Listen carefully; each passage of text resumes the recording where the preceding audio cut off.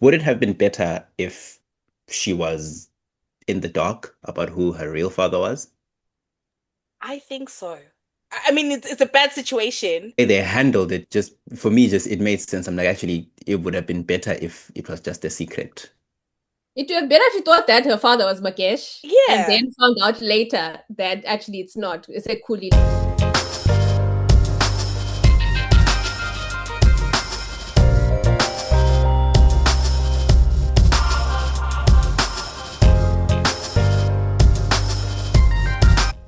Hi guys. Welcome to Chat with Nat with me, Natasha. My friends call me Nat, so you can too.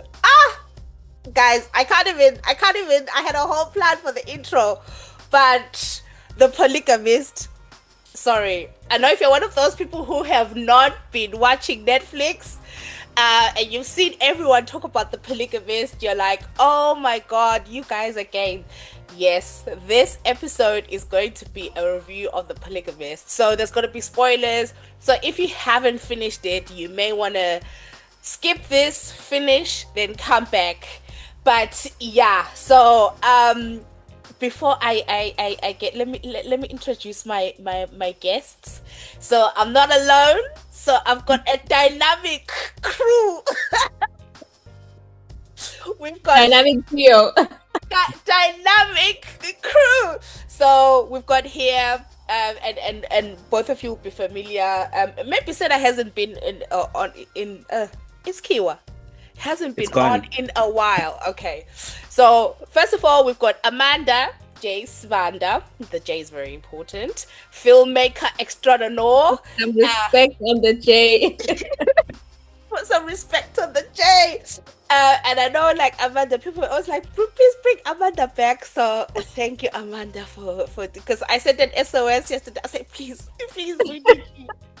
So we've got We back. We up. exact. So we've got Amanda, and I've been loving your reviews on TikTok. So we'll get into that, and obviously it'll be great to kind of have your filmmaking perspective on this. And then we've got the lawyer extraordinaire. The IP expert, Sena Moyo from 6 Foot Weights. He's here as in daughter, as a man. The devil's advocate. Here's the thing ngangifaki in the toxic space. Otherwise people will look at me and say, "Well, no, Jonas ngokwakhe." So yeah, okay. But So nice to be here. Thanks for having us, Nat. no. Thank you.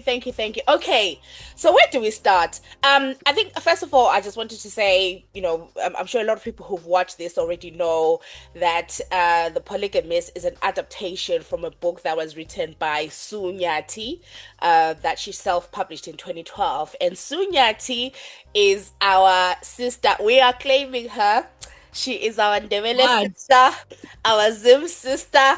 So, as in Kenya, we are so proud. We are so happy. We are Sue. Oh my God, amazing! I saw someone tweeted. I think it was Kandora saying, "Oh, I can't imagine what it's like to be Sue at this moment, right? Having something that you've created." Being liked and talked about and consumed at such scale. And I was like, yeah, yeah. And I know so for a while anyway, on her social she had been quiet for some years, and it's just like when you see people kind of like show like, yeah, this is what has been happening.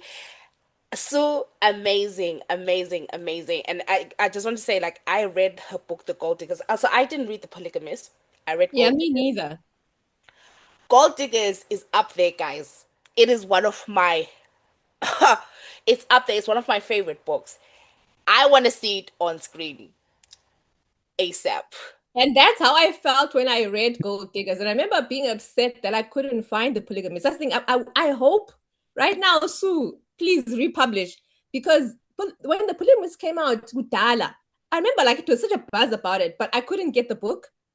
And I don't know why every time I went to South Africa, I never bothered to try and look for it in the bookstores in South Africa. And I wish I had. But then the Gold Diggers came out, and I was like, okay, fine. So I got that. And I was like, this right here, this is the series. but Yeah. also because, man, it made me feel so sad. I'm like, Sue, the way that you're writing you these stories, and I think the essence of the way that she can capture a moment and a time. And I remember, like, even one of the most significant things for me with Gold Diggers, for example, like, is the beginning and how she talked about, who kulega in the Mchoveni when you're on your way to like a long distance thing, and seeing that written was something else. Like, I think because, as you know, Zimbabwean, it's a lived experience. Like, sometimes I forget. Like, I go home and I go on CityLink and then they pray, and I'm like, oh, this is how we do things. Like, you know what I mean? Like, when you're used to flights here, you go on the train, no one does anything like that. Yeah. And so there's something that's just significantly like ours. It's Mm-hmm. And very so looking at relatable. that and how she can capture those things. It's very Um, relatable. Even yeah, when we're just watching The Polygamist over the weekend, I think what a lot of people found is that in as much as perhaps as a story, it's a story, unlike any other story you'll probably find on TV. But I think what resonated with a lot of people were the personal stories that came afterwards, where it's like, hey, I once did this exact same thing. I did it with my father. It happened with whoever. And I think that's the brilliance of it though. Exactly what you're saying, Amanda. Over to Mouse M. Chauvin, and then you see someone write about it, and then you see it in the mainstream. You have that, oh hey, you almost feel seen in a way in which in the way we consume exactly. media and books we never are. Like NYPD, drop your weapon. Like that's never something that's happened to me ever in life. No. Freeze. Sorry. Freeze. But I think that's the thing, though, is that like in polygamist, it is that thing of people feeling seen, but also people feeling heard. And I think the level of, I'd say, validation of experiences, but also what I think will be very healing for a lot of people with the polygamist is that it will show what you look like in certain situations. Because a lot of the time, I speak for myself. There's been a moment when I have been one of those people. And I'm like, whoo, girl, you were crazy. You looked Sorry, crazy saying that about that man. one of which people? Exactly. Hey, hey, hey, hey, hey. Well, I've never been married, so let's put it that way. That's what I'm going to say.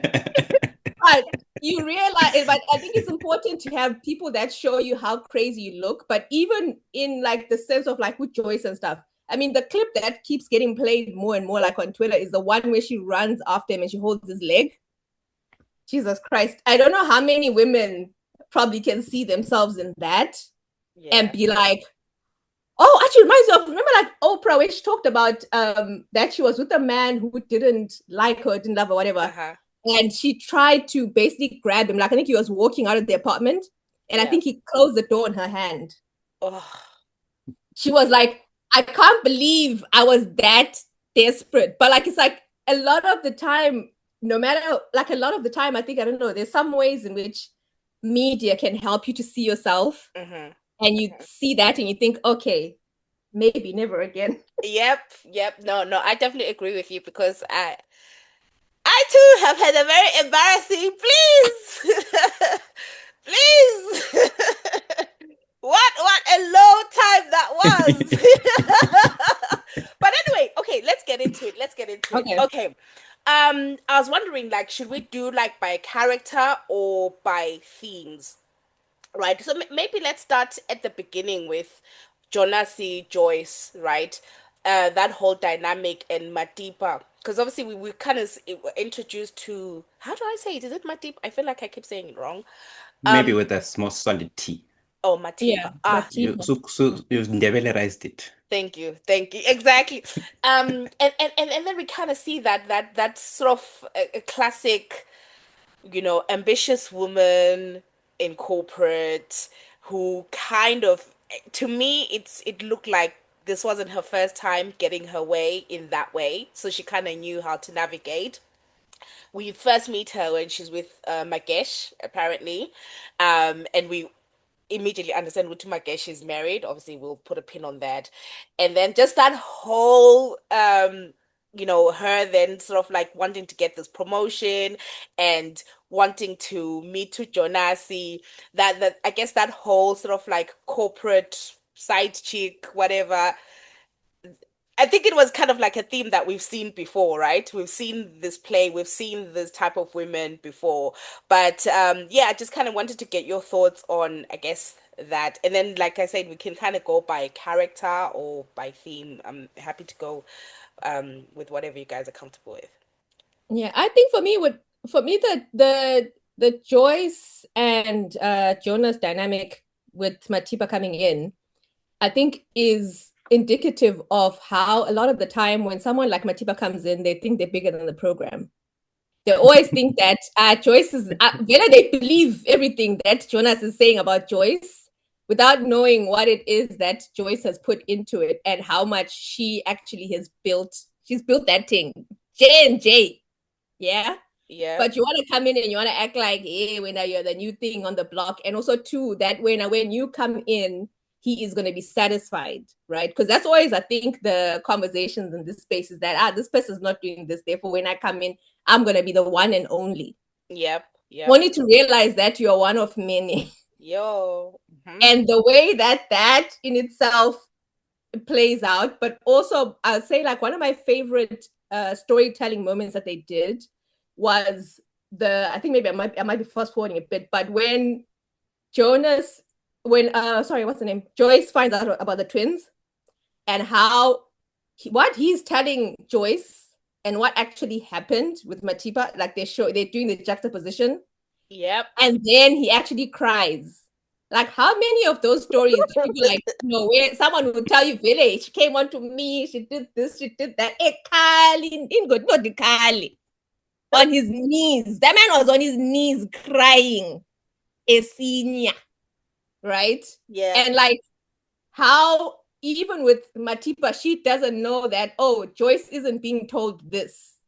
Right? Because like, I don't know, I feel like women sometimes we fill in the gaps where you think because he's telling me this, therefore it is true, or because he's telling her this, therefore this is that. Yeah. And so that whole that triangle dynamic was brilliantly told.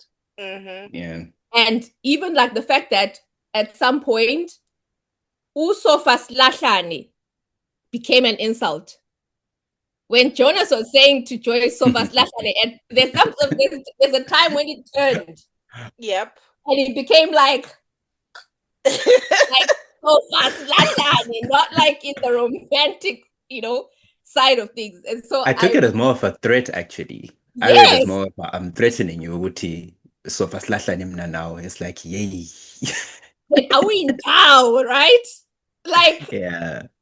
so it's the fact that like I love the way that they really showed us the 360 of that relationship. So from the beginning to so fast in a way that's like, okay. And then Matipa dynamic of realizing that actually you're just one of many.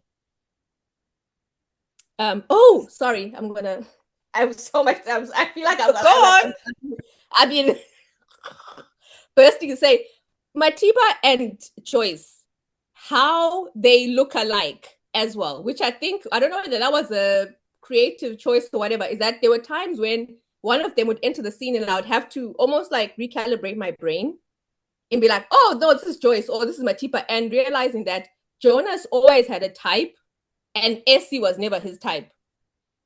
And so the whole thing of like, I know I'm bringing Essie in now, but like, it's the thing where you realize that for Jonas, his status and everything always had a type. And so the only people that he was ready to put on looked a certain way. And so even with Essie holding on the side, it was never gonna be her.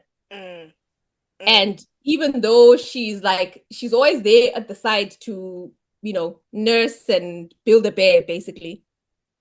But Joyce and Matipa were always going to be the main types, the ones that he was going to claim. And I think that's clear by the fact that they were hidden, right? And it's almost like he was embarrassed by her and the whole family that came from. Fine, there's an element of he doesn't want to compromise his company and his business that he's built. And you can see that that's what he holds dearest. I I don't know. I looked at and when it comes to the dynamic of it's the typical sort of story, right? A rich, successful man, him and his wife make it to the top, and then all of a sudden he starts flirting with the younger co-worker, intern, whatever it is, receptionist. I mean, I think we see this story a dozen times.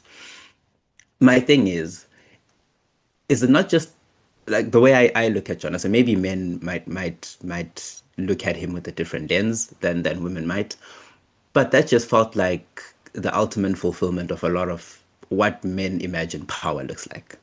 So I get to the top, I have a wife, I have the money, I have the status, I have everything. And then at some point, in some environments, I'm not saying all, in some environments, having the pretty side chick is almost like the little icing on the cake for a lot of guys. And I sometimes think I don't know if women come into the program knowing that Oguti is all part of like this big game. You're not necessarily making the man fall in love with you. You're just one of his other checks note when you're coming into it as a young woman to threaten his marriage. I don't know. Maybe she did think she was bigger than the program, but the way I looked at it was she's not conscious of the power dynamics at play, which that this is all about money. And for him, or for Jonasi, at least I kind of got the impression that, yeah, it's just a manifestation of ultimate power for an African man. Like, Yeah. Well, but like it's Matipa thought she probably, was big at the program. That's why she came in that red dress to the vow renewal or whatever. what's She the issue thought with the that red she was dress? there to Sorry. eat. As a man, I don't understand the significance of the red dress. I didn't get it. I see Oh, like the women red with dress very, that's sex. That's femme fatale. That's the ah, idea of like you're coming in where umuntu in this thing, and so you're coming in to state your claim, and you're saying to Joyce, this man is not coming. That's why she's bigger than the program. So Jonas is not coming. One. Two, even the way that she started speaking to Jonas and him saying, Aguzvan, mm, this is not how you speak to me, because she thought she was bigger than the program. She thought that when she comes in, Muya who's gonna now decide what happens. Because also at the end of the day, Jonas also moved out, right? Remember, I yes. moved out and moved in with her. So when that happens, the other person thinks that, manje, here we go. It's my time now. Yeah, Only to realize that this man is like, I am never leaving my wife. yeah, and just on the like not being bigger than the program, right? I think there's something you guys have already touched on it. Tuguti, the whole like you've left, okay, you've given me the promotion, you've given me the whatever you've done, you've made me feel like I'm the number one. If so, going back to that scene where she was at the, I don't know, saloon or whatever, right? And she's on the phone and basically trashing Joyce, right? And then Joyce comes and beats her up. But she's been made to feel a certain way. And the fact that the man has moved in with you, and I think it's a lot of women, there's stuff that men do that you're like, oh, you've introduced me to your family. Of course, it means. Do you know what I mean? Like, oh, we moved it. Of course, it means. And then later on, for Jonas to be like, that's my wife, and you're like, huh? What do you mean? Why are you doing all this? Like everyone at JJ knows that I'm the person. So yeah, I don't know. Maybe because Sena, you said about men and how they think, but No, but yeah. there has to be a point of common sense that must hit you as a woman where it's like, no, man, he's still with his wife. But the actions, I think that's the thing. It's what you hope happens. But Yes, you're actually, the reality of it is that 9 times out of 10, the person is there wanting to believe the lies. But also, too, is what's that sunken cost fallacy, right? Is that I've put in enough in the game now at this point that I need this man to just do right by me. but it's also And something the so brain there is does. that, pardon? It's also something the brain does subconsciously Yeah, where it colors the red pink and the pink yeah, slightly less pink, and then at some point it becomes white. and yeah. and And it's so, just you telling yourself, okay, he loves me, even though you know that he loves someone else. He loves me more than his wife, even though you know that that's the love of his life. Then it's like, okay, he loves me enough to leave his wife, and then you just keep lying to yourself over and over again. And that's where I then ask Uti, at some point, something in you has to be like, okay, hang on here. Where am I? Like, let me look around. I'm currently sleeping with a married man who has children, accompanied with this woman. He hasn't made any sort of commitment to me other than to say he's leaving his wife. And then he changes his mind, he goes back, and then he tells me to behave.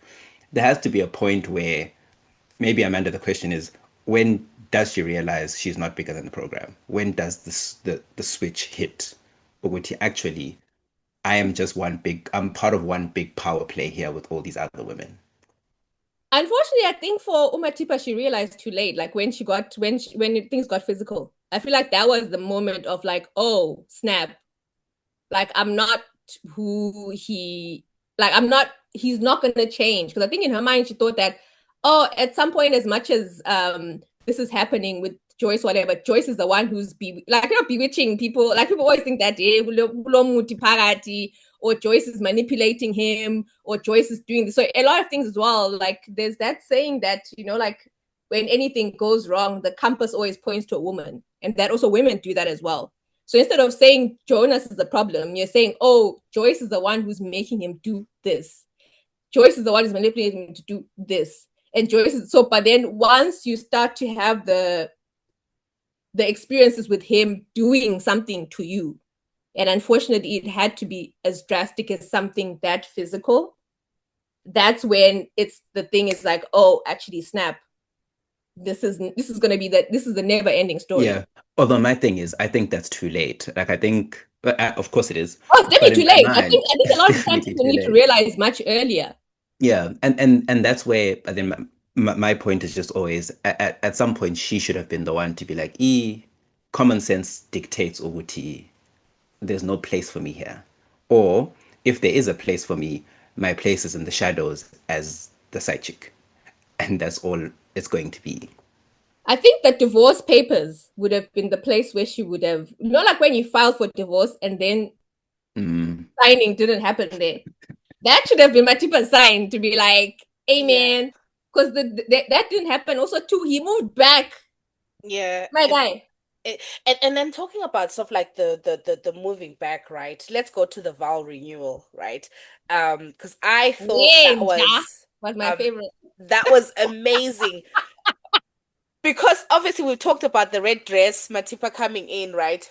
But there was the scene where uh Jonasi which is my favorite scene because I feel like I've seen it play out in real life so many times, right? And I've probably maybe even participated in it's the part where I don't know if it's before or after the ceremony, but they're sort of like greeting guests and they're like, oh yeah, but Lindani, oh go and sit down. And then they start arguing, and then he's like, Joyce, how low can you go? And then that's when we find out that she called the minister's wife, and that's how like he was strong armed into coming in. And then she's like, oh, you're my husband. And then there's people coming in, the minister and the wife coming in, and then they kind of turn their fight to be like, hi, when I just thought that was so perfect because I feel like a lot of life, a lot of relationship is about the performance, the sort of like public performance. And for me, I was like, oh, and I feel like at that point, probably Jonasi was like, I like your game, which is what then leads us later to him being like, Yago Kubula, I missed you. Like, what are Because you on I about? think in a lot of ways, Joyce was always like equally yoked with Jonas. And I think that's the thing that kind of comes back time and time again. In the sense that I think he definitely enjoyed her like as a person. It's just that in Jay spiritual favor just wouldn't let him go. I think he also But likes the idea of a wife who's successful in her own right and helps him be yes, successful and supports. I mean, if you talk to any guy, like what do you want in a wife and a woman? Like, oh, someone who helped me achieve my dreams and all these. I know it sounds airy fairy, but it's genuinely things that people take into consideration when they're like, oh, this is what I want in a wife.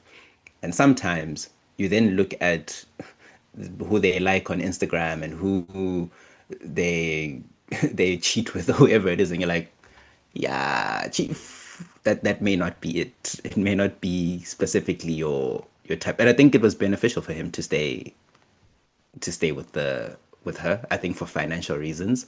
And I think you can even tell at various points how desperate he is to hold on to her, to hold on to the life. Because I don't think the life is there without her contributions. Yep. Even like when you talk about like the whole thing with his birthdays, it's like Joyce gave him such stability that he knew like clockwork. She was always gonna do this. Like there was always a reliance on her in being able to just be there. And I think he then was kind of seeing that the other women are not willing to do what Joyce is willing to do. I mean, even the fact that she went over to his place with Matipa to say that he needs to be there for the vow renewal. I mean, who does that? At that point, you cancel the thing and you move on with your life, right? But it's the thing where I think in his mind, he really also enjoyed that Joyce fought for him. I think that was also like something that he got off on. And what I wanted to say though about the whole thing of him coming back home is that it's one of those moments where I'm like, how many people our generation experienced that? Where Ubaba would have gone for months, weeks, years. Then you wake up one day and Ubaba's home and you're like, Chief. And then the system changes, right? All of a sudden he's back and he's a patriarch. Then Shalani, five as single women in the house. Ningenzi Luto, now dinner must be made at 6 and we must be ready. There was laughter in the house. Now this man is back and he's saying, Baba Wendlu. And literally, I could point at like, at least I'm like, that happened to that person. That happened to that. And part of the thing of being seen is that also you start to see what that must have really been like. Because you know, when you hear about it, someone says, oh, Baba's back or whatever, and you don't have, I think, maybe too much of a visual idea. And so to really kind of, I think these stories are important in that they show you what that must have been like to be like, oh, snap.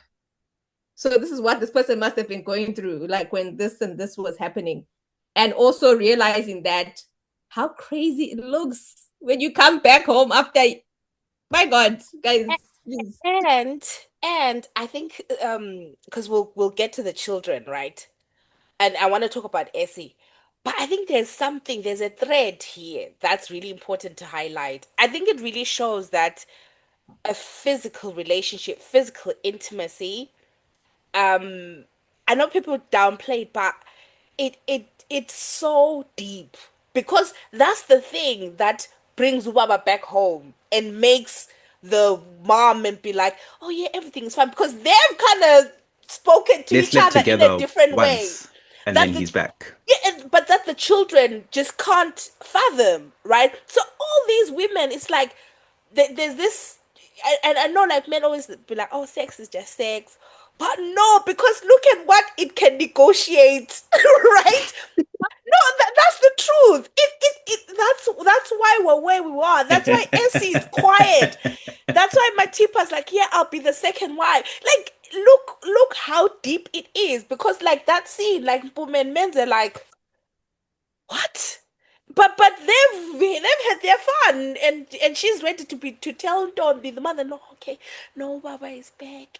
What? But Guys. there's a lot of, okay, how much is that tied to shame of an unsuccessful marriage? Because I think for Joyce especially, and when you kind of, there's the Venezuela culture that of course we know is in African households for women, you must stay through it all and all of that, right?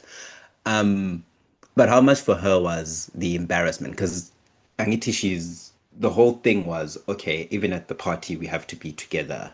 The engagement party is coming up. You can't divorce me before it. All of it is so that the household appears united and fine. And even when the mother says, bro, here you will live in a body bag in this marriage.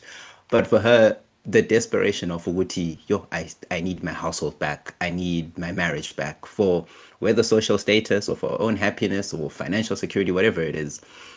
But it kind of feels like that you hold on to anything that brings Obaba back to the house. And if it means you interpret sleeping together once as okay, he's back, then that's it. Then that's what you hold on to. Okay, he's back, things are different. moving forward, etc. Obviously, it changes when she gets pregnant. Um, but for the most part, I look at a scenario like that and I ask myself, Uti, it's probably just the desperation of it. I don't want to let Umendo go, and the embarrassment and the shame that come from society because of that. Yeah, abantu bazothini is very strong there. Very I think much. in that space.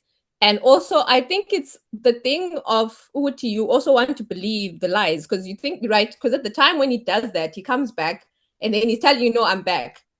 Like this time, no, everything's all good or whatever.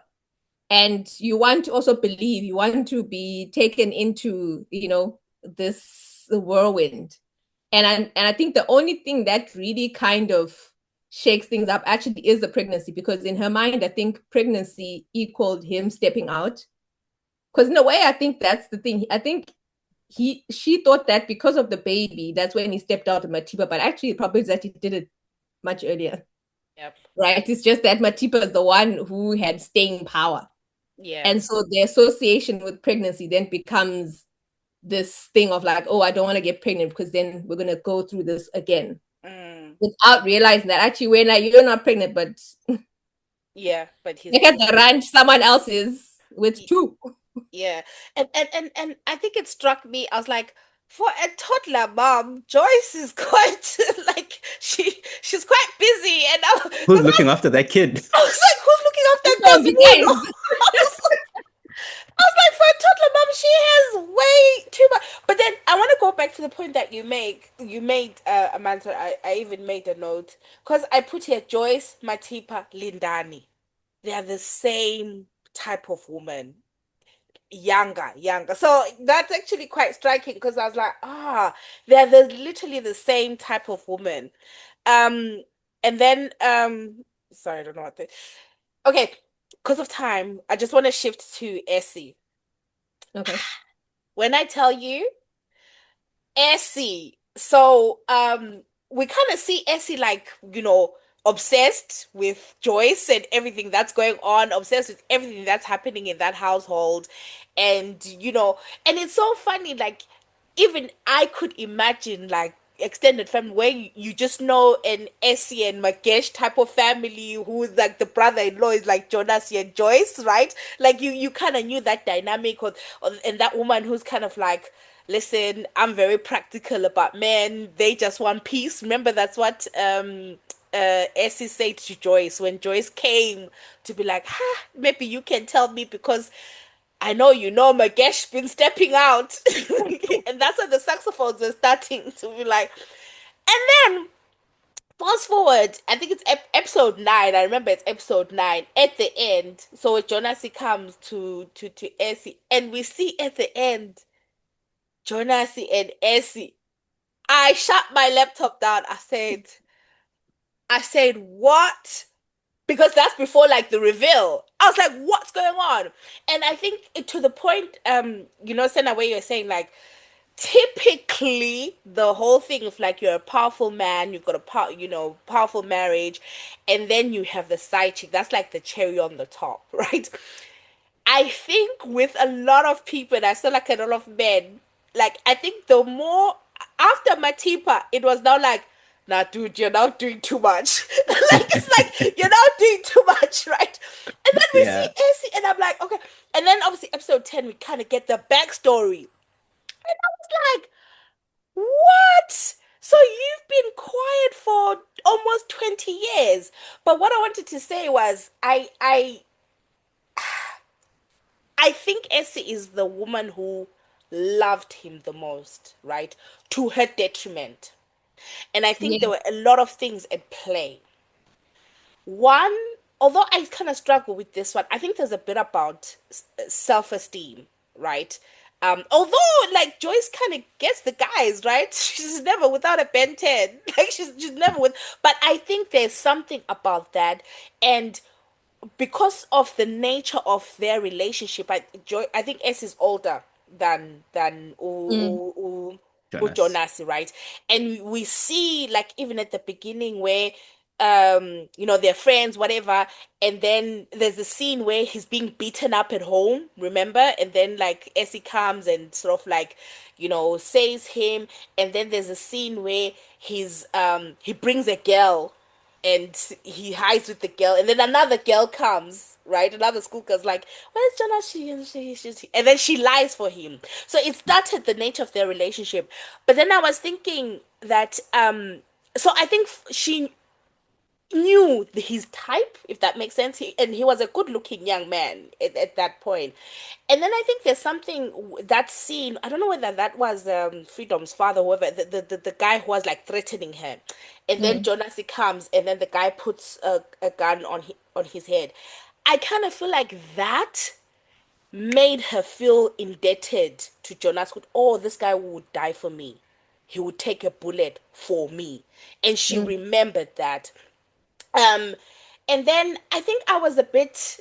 So then Jonasi goes. She gives him the money for university. First of all, do not give it like that. If there was a sign never to help a man, this was that. She gives him the money. He goes to university. We see him calling her, and then obviously they drift apart. Then he gets married. She sees on the newspaper, but she's also moved on. She's got her child. He comes back, but he comes back and he does kind of fulfill his promise. He gets her the car, gets a house. And what I was shocked about, he honors her family. They have a proper lobola ceremony. So for me, I was like, so why did we do this for 20 years when you went and, like there was a proper mcimbi, there was a proper thing? Because I was like, are then like there's no drunk uncle or whatever who at some point will blurt out and be like, Gary, why is what's happening? But I think for me, when I was thinking about it, I was like I said, I think she really loves him, right? She knows that she knew who he was. But that's the thing, men will go for, because Essie would have allowed him to do whatever, right? And still be the the wife. But he still wanted like the Joyce type Yeah. thing. He wanted the trophy. That's the Ex- thing. It's like he needed what yeah, other people would men. consider a Yeah, trophy. yeah, yeah. And I think there's something about maybe also, I don't know the backstory with Freedom, right? We don't really sort of hear what happened with the father, but she seems like she's on her own, right? There's no Freedom's father around. So maybe there's also something about when you've quote unquote, for lack of a better word, failed, right? Maybe in the eyes of your family, whatever, right? Now there's a second situation that happens, but this man comes, lobolas you. So maybe there's something in your mind that's like, I am not, this is not going to fail. I just can't do this again. So I think maybe there's something there that if maybe she didn't have Freedom and didn't have that experience, this wouldn't have gone on as long as it did. But yeah, I mean, Essie. you think about it, like, right, Freedom's dad was the guy that she had before Jonas, right? So initially they were together, and then that whole thing with the gun happened, and then they weren't, and then she was now with Jonas, and then Jonas went and then disappeared, and then the other guy came back, and then there was Freedom. And I think part of that was her going, okay, so I tried it with Freedom's dad, things didn't work out, and then Jonas comes back, and then now here we are. We have a baby, but at least he's bought me a house, he's bought me a car, and at least, he's honored me with my family and stuff. And so I will just bear with it. And so I think that's why even the whole thing when they first encountered Joyce and he lied, in her mind, she was still holding on to the fact that, oh, at some point he will make things right. At some point he will do, you know what I mean? He will do what needs to be done. And then he just never did. And I think the unfortunate thing is, I think the self-esteem thing comes in. Because I think in her mind, I don't know if she thought that she deserved better.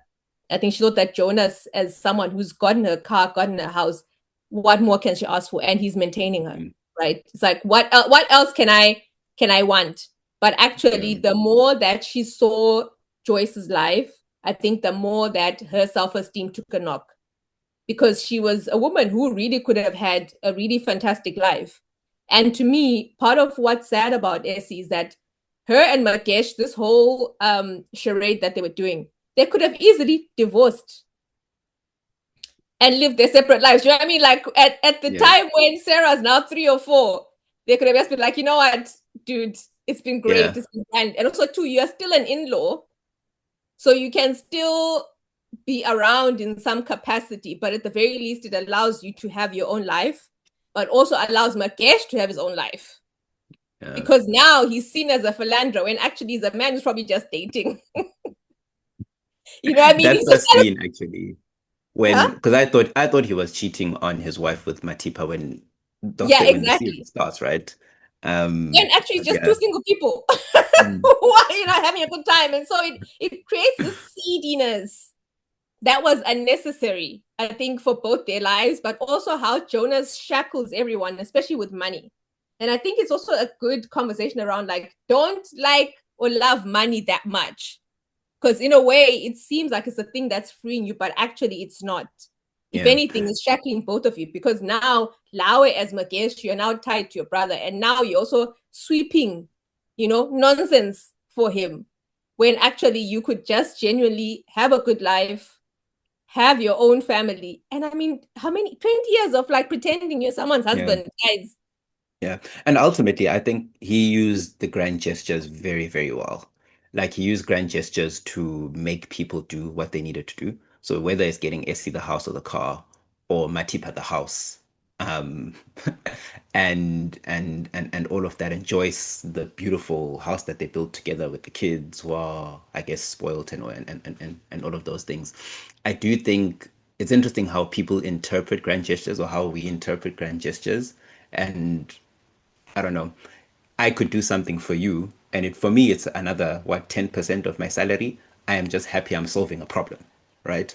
But for someone receiving that love, and you see that dynamic in a lot of men and women. Oh, Chomi, he did this for me. What does it mean? I always say this to friends of mine. Like, oh, what does it mean? It might not mean anything, really. He's just he's just having a good time. Do you know what I mean? But I think the way we interpret grand gestures sometimes, it can feel like, oh, it's an act of love, when in fact it's an act of control. So you look at the house, right? He's bought you a house and a car, things that you've always dreamed of or dreamed about. But at the same time, you're not scaling up with him to the next stage of his life, right? And it brings the other question, right? Could Essie have scaled up as his partner that he needed to be after university? And I mean, we see these stories all the time. With the people date, and then man goes away, and then they meet new people, and then all of a sudden, Usli is now into, you know, guys with a degree. When your 3-3 doesn't do it anymore. Your Honda fits in blues is not going to work. And it's the same thing for guys as well. Sometimes that can happen. And then it brings the question of, and I know, Amanda, you said the women all look similar, like Matipa, Lindani, and Joyce. Could it be that for that specific space, for shallow reasons, he felt he needed a certain kind of woman in that space? Yeah, I think so. I think for the 20 years, Essie just did not fit the brand. Yeah, I think he didn't. She didn't fit the brand, and I think he thought that he needed someone who looked a certain way to survive, because there's all these corporate meetings, there's all this stuff, and he's not going to bring Muntu Ekasi. I think that's the thing, that he always looked at Essie as Muntu Ekasi, versus actually that Essie, even in Muntu Ekasi, you can, the same way that Muntu Ekasi, by the way, you can come up together, you know. But you know how many of those stories exist, like and that's why I say it was so relatable for a lot of people for different reasons. Because you might have a girl who's chilling there saying, mina ulokuzenini wahamba, and then wabuya with a new girlfriend, ngisabambi kandlela, waiting for him to come back. And then he did come back, right? He came back after studying, after 10 years or whatever it is, and he's like, hey, honey, I'm home. But he has a whole other life, right? What are you going to do? And for some people, it's, if he's bought me the things that I need, that's enough. And the secret family side of it. I mean, I see, Nat, what you meant by, oh, you don't understand why didn't they just divorce and then come out into the open? It happens so many times as Uguti people have secret families till the funeral. Jonas is unfortunate, maybe in this regard. All the secrets came out before he died. Before he kicked the ball. people will live in the same, like also it's the same town, right? You go to the Like, same school with your sibling that you listen, don't know my about. father, let me tell you, my father had another child 1 year younger than me who went to the same school, and I didn't know. True story. So these are Jonas guys. Yep. Sorry, man, I didn't know whether to laugh or be shocked or to say sorry. It's the sort of thing where, like, as an adult, you're like, same school? Listen, these stories are too real. I remember when I was at school, one of my friends, her father wasn't like really like active, but then when we were in Form 3, her sibling starts the same school in Form 1, right? Um, and then what happened is for visits, now her mom and her dad used to come together. So they would now liaise and they would come together to visit.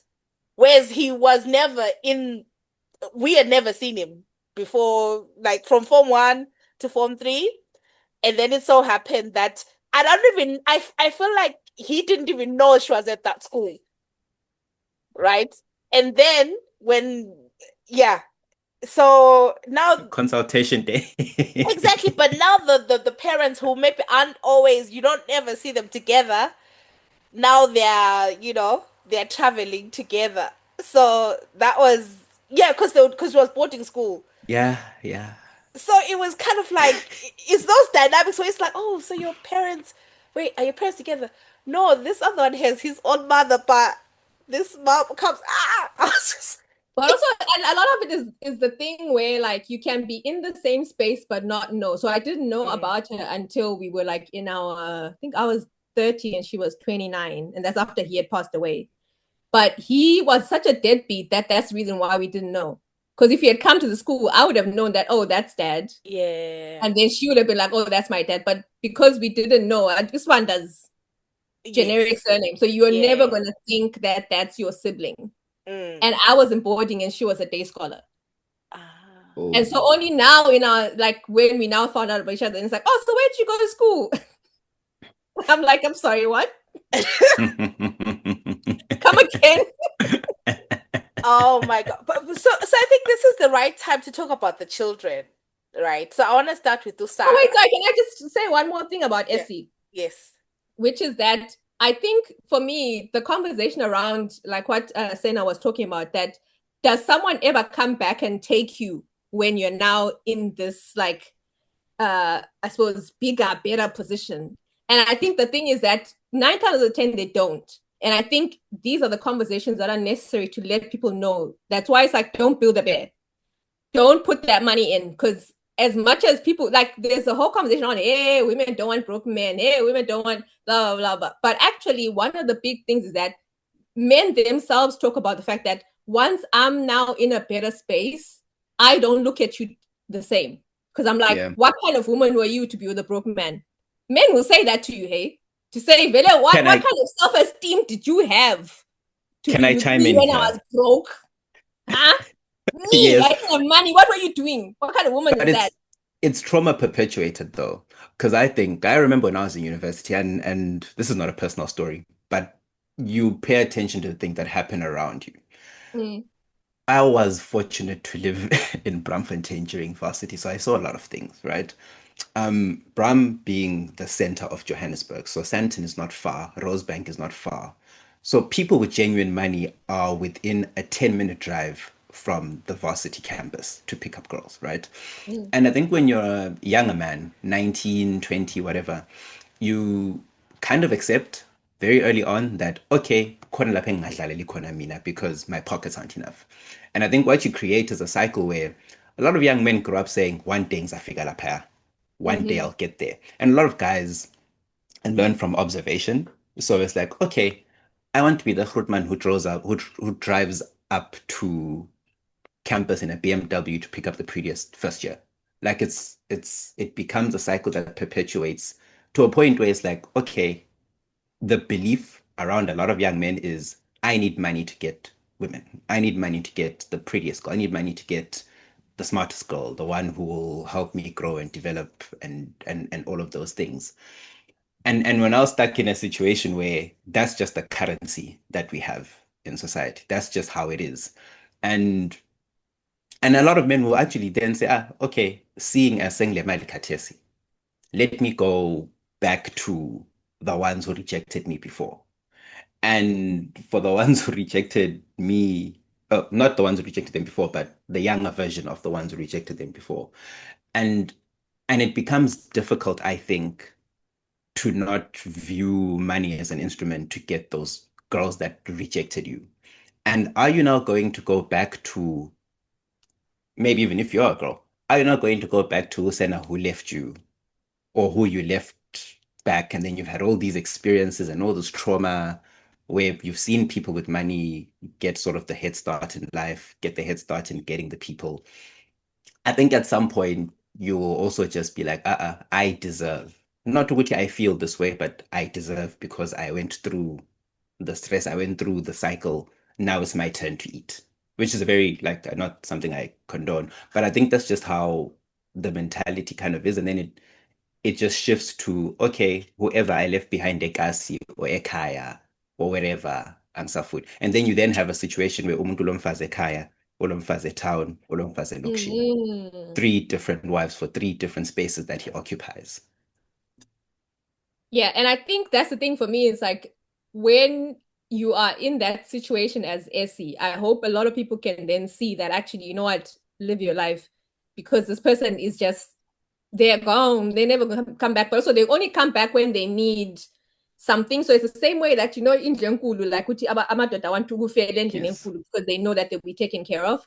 And so I just think to myself, like, is that something that you actually want for yourself? Because I think there's such a level of martyrdom that women have had to be in Bogoto, to be all these things. And it's like, but in your own spirit, that means that you shrink and you don't actually then live your life the way that you want to live your life. And so as people are having up Ben 10 and whatever, it's like you're even in that, you're not really getting a like genuine experiences. You could actually have umuntu that you could have built with and had a better life and had a better someone for like abantwana bakho. But then you're now really just getting the crumbs from the person. And what I wanted to say as well is that I'm quite shocked by, actually, I'm not shocked. Let me not lie. I am saddened maybe by the number of people that have had difficulty in seeing Essie, especially in terms of like the sex scenes. Where, like, I mean, because I didn't even realize. So I got a spoiler, I suppose, on Twitter where it's like, can't believe they showed us, you know, Essie bent over, Johnny. Hey, and so when I saw the scene, I was like, she's even fully clothed.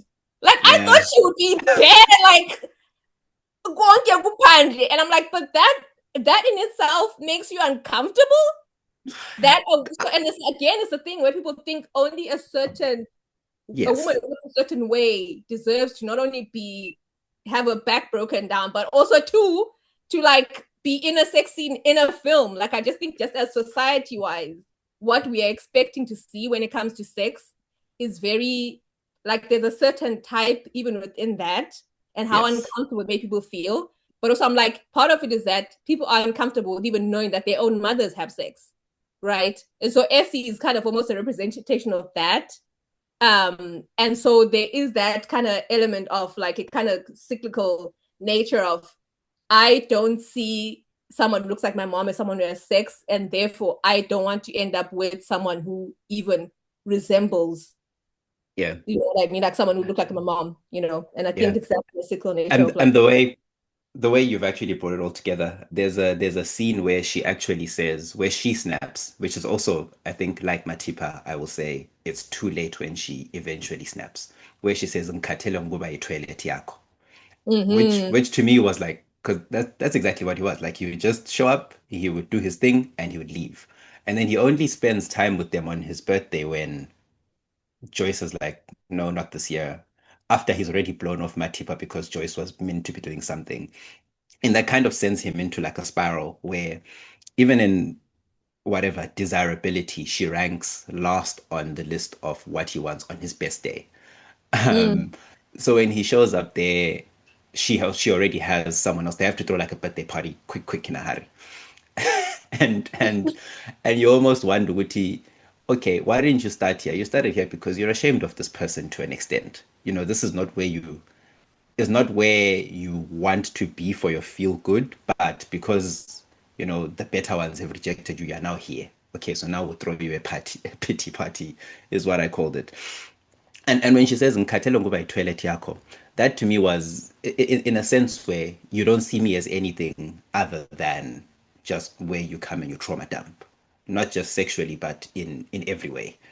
But also Intole And ID that's Papa was one of my yes. I was like, so what do you think is kudliwa lapha ekhaya? Like, you know what I mean? Intole ID Papa, like, sir. I would even say, and the reason why a lot of people were so shook, I mean, I'll blame this on you guys' industry as filmmakers. It's because I don't think we're exposed to a lot of black women or black women who are a certain type physically in sex scenes in mainstream TV. And because also Celeste is very familiar to a lot of us as a comedian, she also acted on Isibaya as a mother, which was very interesting because her and Stumo acted on Isibaya. I think he would have been her son-in-law on Isibaya. So there's a certain thing that the audience just can't bring together. One, because we don't see typically, black women who are of a bigger frame having sex on TV. It's just not something we see. In the politics of Netflix with all the sex scenes that we're currently getting, and sometimes I think there are too many, there's a certain archetype that is always presented, right? And it's presented a certain way. So the Matipa, Joyce, whatever sex scenes, like, oh, okay, the Lindani ones, oh, okay, the moment it's Celeste, it's high. Nobe ngaboyenza Celeste kanjalo. And and I think it will come with time and it will come with us normalizing these things. So the next one, when we're casting, right, and we're casting for whatever leading lady who's going to do a sex scene, perhaps it shouldn't just be abo, the Joyce and the Matipas. It should be the Celeste and whoever else, so that kuba ngcono for us. I see you, Nat, and I'll remember this is on record. Just It's a recorded episode. yes, for future reference, you do that. Yeah, I didn't say. I'm like V11 nuns. But anyway, we'll So come talk to the kids. I think you wanted to go to the kids. Yes. What I was gonna say is, Uti, what the birthday thing that you talk about Sena in terms of like them throwing him that quick birthday party thing. What I think was played really well is the Ufreedom. Because I think Ufreedom as a character was not someone that I think that doesn't really get shown a lot. Because a lot of the time, right, Ufreedom gets taken care of by Ugogo.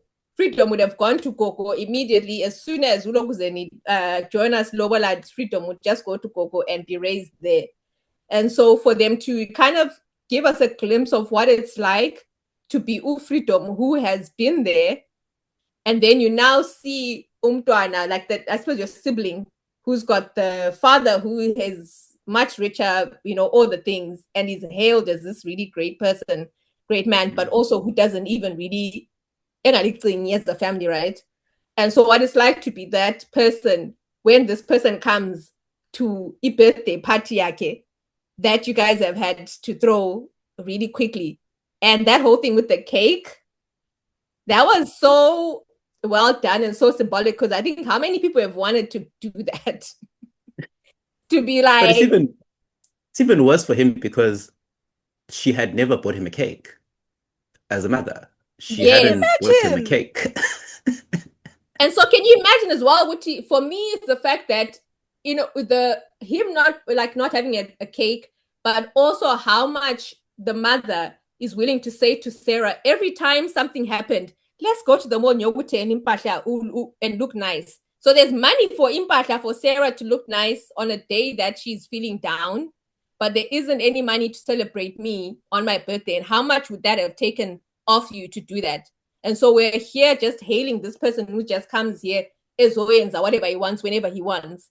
But Mina, as your child who's been there, who's also been, because where you kind of see Freedom, there's a deputy parent vibe to him, right? And so it's like there is this element in which I just have to be there in the shadows, and I have to be there when I'm called upon. And when I'm not needed, I need to just shut up and just Yeah. deal with it. And also Yeah. seeing that, I think, firsthand, because a lot of time there's these conversations around abantwana ukuthi, let's say you have a child and your child goes to private school, and then you get with someone else who has a child who goes to like state school. Do both children go to state school, or do they all go to private school?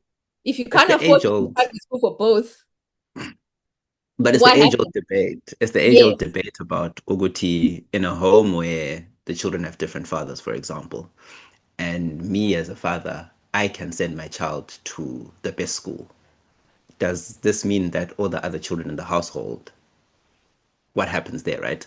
And that's one of those dynamics that are always so fascinating because I think he can see it with freedom and I forget the So girl's name, and Sarah. Usara. You say it with freedom and Sarah in the sense that she is his child, and I think he maintains and he sends money and he contributes and all of these things and he buys the fancy gifts and I'm sure he maintains.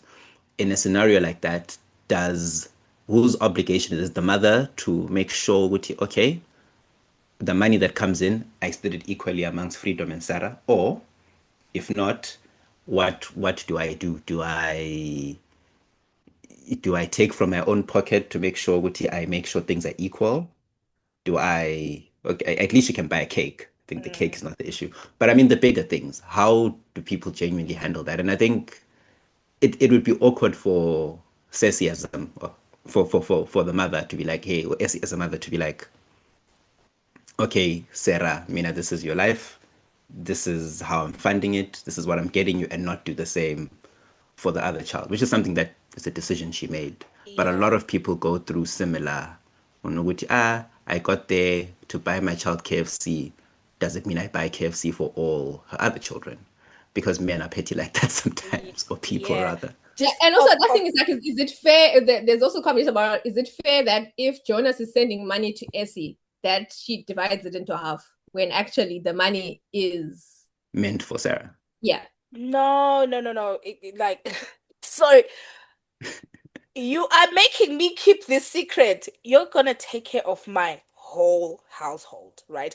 And Okay. remember, like the dynamic was, oh, Magesh would give Essie money in an envelope. I don't think it was a case of this is for That's it. Yeah. it didn't sound like it Mm. was like it was just like you get Yeah. this money because remember even the episode where Magesh comes and he sees that Jonas is at home and then Sarah comes and then he's like since Baba Kokona he gives her the envelope says give your mom and just a question on the birthday scene, right? Was Freedom drunk or not?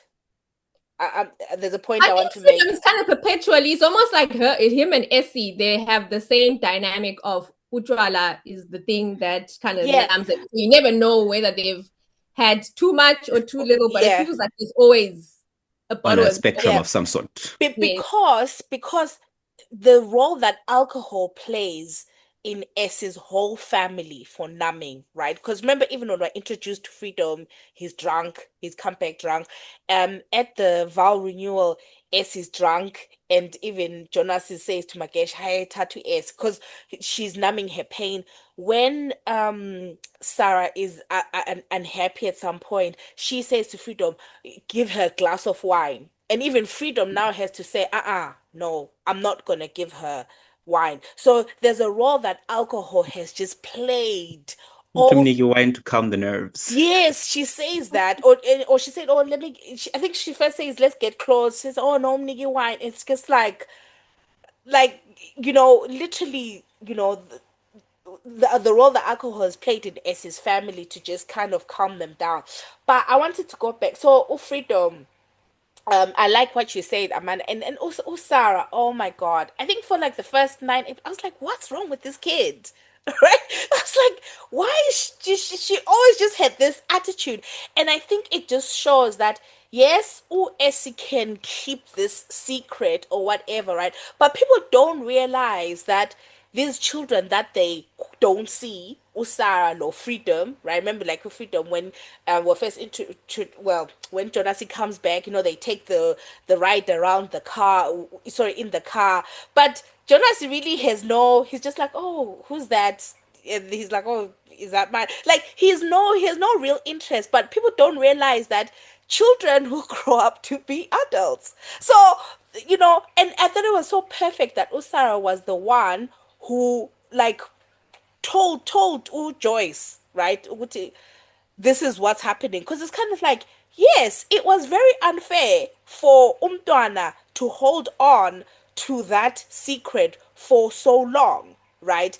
So I just thought that was I think people sometimes can be very short-sighted. I like the way they kind of told the story that like with men that they think they're playing these women, but your kids are going to like make sure you don't have any peace. But also because I I think it will always come out anyway. Like I think with kids, like kids are they're sponges in that they take on a lot of what happens. But then at the same time, it's like all you need to do is just do that. And it all just comes out. And I think that's why even like Usera's relationship with Mpume is like, it's that competitiveness because whatever you have, I can also have. Right. And therefore that also even the way that it then puts kids as competitors versus siblings. Yeah, that always comes through because when you look at even what she did with the boyfriend, that little stunt, I think it speaks to what you're actually saying, Wuti, I want the things that you have, or I am entitled to the things that you have as your sister. Like if our father passes away and we're meant to inherit, we should inherit the same things and we should live the same. And then I think it was more like, okay, even your boyfriend to hurt you, I will show you that, I can also have him. It's a very weird thing. Would it have been better if she was in the dark about who her real father was? I think so. I mean, it's a bad situation, but I I mean, I think I yeah, think the way they handled it just for me just it made sense. I'm like, actually, it would have been better if it was just a secret. It would have been if she thought that her father was Makesh and yeah. then found out later that actually it's not. It's a Kulile. I think that represents maybe different problems, different dynamics. But I think for her to grow up for 2 decades knowing that that's your dad and seeing him with the other family. I think that And really messes you up. yeah. But I mean, I know people who, To that extent, no. where they are the family that other people don't know that actually they're siblings. Yeah, but I Yeah, mean, but that happens. yeah. Over Buhlale town. But it happens, but normally the families are kept separate, right? Not that you are playing with your cousins who are actually your siblings and you have to keep the secret. Like, No, but I think that there's weddings, there's funerals, there's okay. all sorts of things like where at some point you might end up being in the same space. Yeah. And unless you are like saying, so Natasha Villa, who's your dad? Yeah. I mean, a lot of time, kids don't do that, right? Yeah. You just play, you just know, oh, that's person, that's this person, that's Amanda, that's Natasha. But until we are like, I'm literally like, okay, so Nat, ubaba company la. Yeah. Yeah. Then Yeah. you know. But otherwise, like a lot of these dynamics play out a lot. And then talking about Tukutubaba Komban, Jonasi loved telling Mpume and Menzi that I'm your father. I'm your father. I'm your father. So what about that dynamic? Because I think we see that Mpume was the one who like really felt all the feelings that everyone was like, first of all, like, why are you back? And she's the one who goes to her mom and just says, Mama, like what's going on? Yeah. And yeah. Her reading that note to Jonas. Sorry. Oh my God. Do you know how many people on the internet said, how many people on the internet said, I once read a letter. I once wrote a letter to my dad. I once wrote a letter to my mom. I once read out a letter to whoever. Hey. Guys. And the horror stories that came out of that, where you're writing a letter and then someone is just ignoring you. Like they're not even acknowledging your existence. Like, yeah, You're just wasting your. And then she kept going. Like, why not stop? Because you're a kid, just like I want to be heard. Like, Dad, listen to me. I think as a child, right? You're told that you're important to your parent, and so No, in that moment you're thinking, well, if I'm important to you, surely you're listening to what I have to say. But I in that moment, see. I think for Jonas, it's not. You're a prop.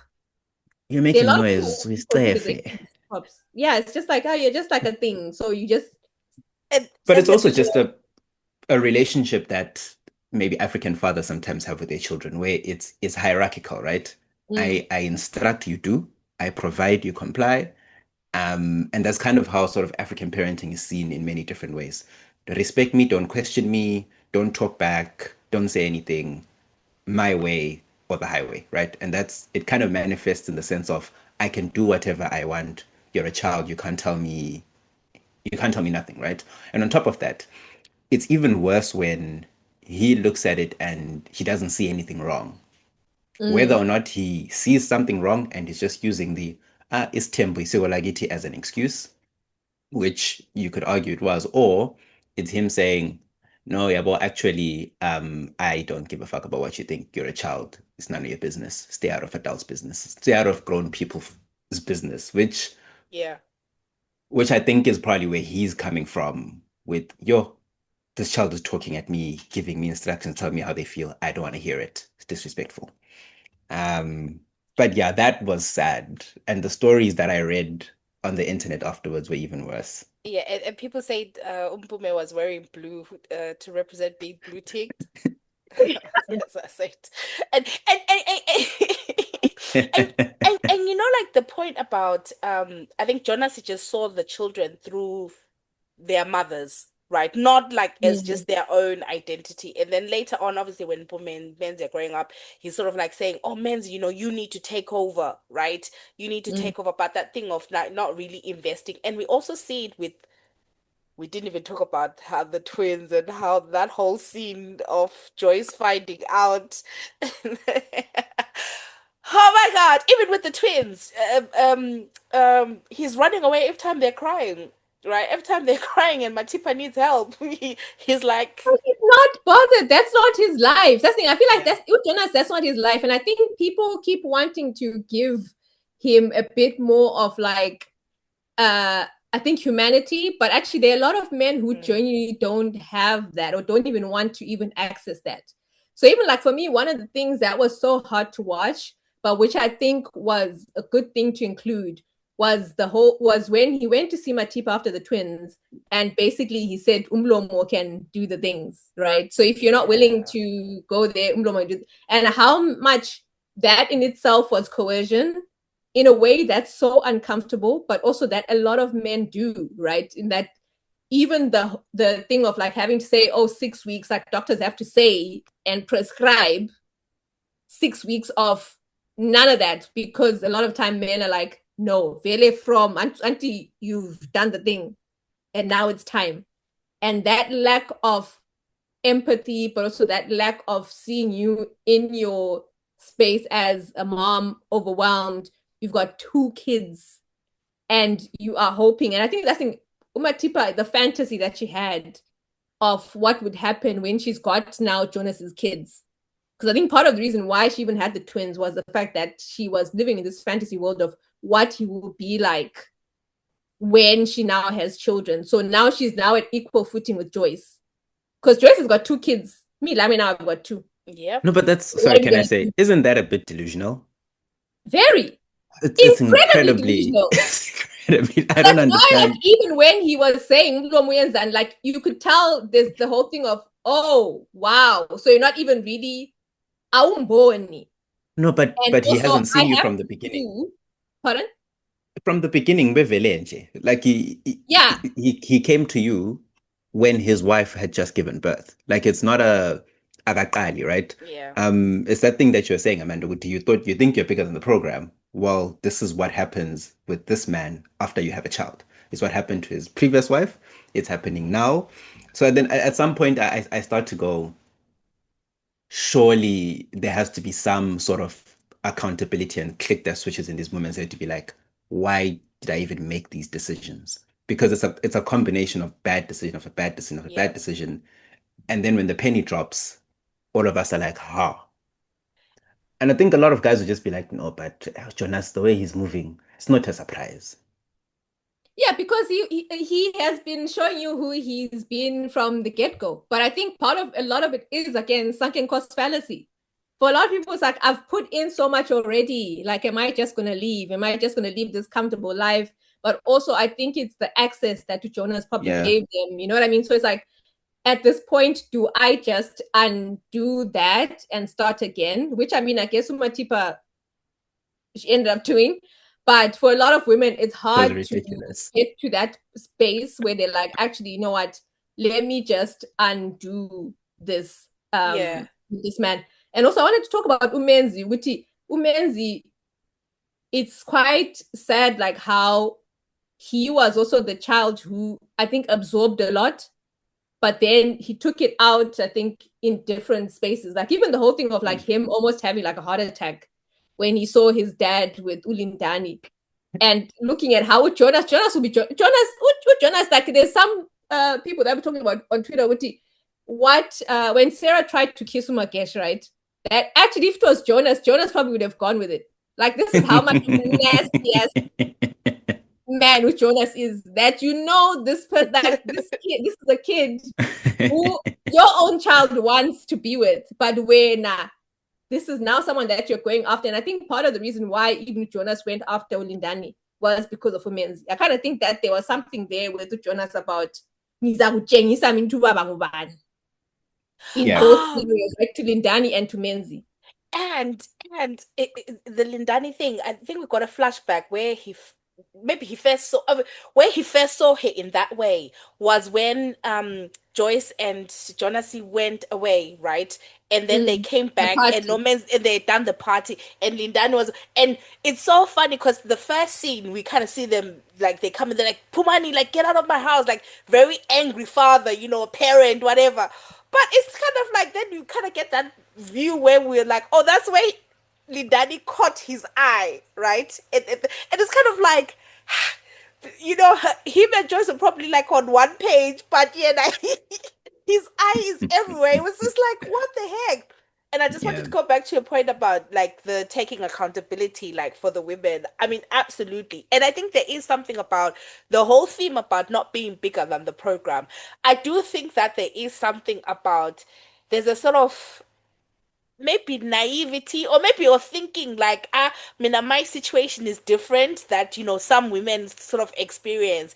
And to be honest with you, sometimes someone can tell you, but until you've experienced it, like it just wouldn't compute. It just doesn't compute. And that's why they say in because you really do think like, oh, my situation, oh, whatever, like my father, oh, if I have kids. And then it's only when real life happens to you, that's when you realize, oh. And then that's when you realize that person is not even the prize. You're like, whoa. That's why they say, try, if you don't hear, you will feel.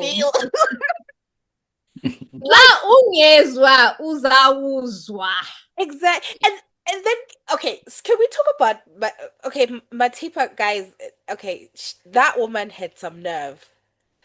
I'm so, okay, I understand choosing yourself. But leave your children? To leave your children and then come back with another fine man. Matipa, nah, I'm so sorry. But it's saying that life is for the living, guys. But it really showed that for her, obviously, the children were never the thing. It was just about being with Jonas. That's why she was able to just leave them like that. That for me, like the babies literally were about putting herself at equal footing with Joyce. To say, okay, lamsen labantu analai. Yep. Yeah. So if you're the mother of his children, that argument, I'm the mother of his children, falls away. You can't just tell me, yes, nguma wengane zakhe, blah, blah, blah. Me too, nguma wengane zakhe. Oh my. And also I was going to say, like, I want to touch on the thing of gifting. That's in a way talk about that with gifts.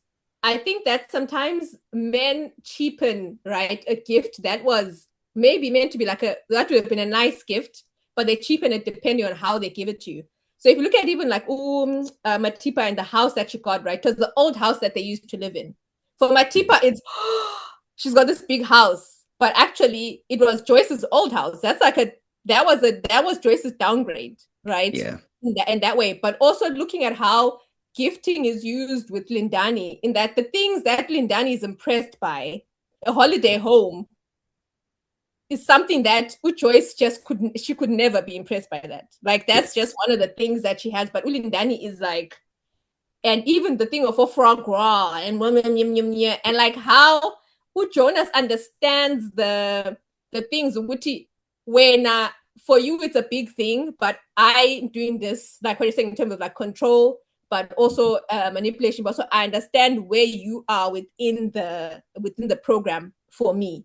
And but he so, does ask the question, we are fine dining, which is specifically to, okay, so how much do I need to throw to bait you? Hey. Also, have you dated an older man? It's also giving that thing like, oh, I want to see where you are within that, so I know what it is that's going to impress you. But also, the closing down of a restaurant is like, for Lindani, I mean, at that age, come on, a man is closing down a restaurant for you. So that you can be there and it's just the two of you. Yes. You know what I mean? And so it's that level of. And what's Menzi and his allowance going to do? Mm-hmm. And he does this grooming thing very well, right? In a way where he's making Lindani feel she's making the choices. Because I think there's a scene, even like I think this is like maybe when they're being intimate, where he's like, "Tell me to stop." I think I hope I'm remembering right, but he does that like, "Are you okay? Tell me to stop," like whatever. And it's just like you think of that, and you think of if when you're 19 or whatever, you think you know it all. You think. What I was going to say is that one of the choices that I think, I don't know whether it's Dumo was doing it, I suppose maybe as an actor, I think it's potentially an actor acting choice that he did when he came to Lindani, is that he did this thing where he'd go, like it's almost like he's observing, but like almost preying on her, like an animal that's got like that.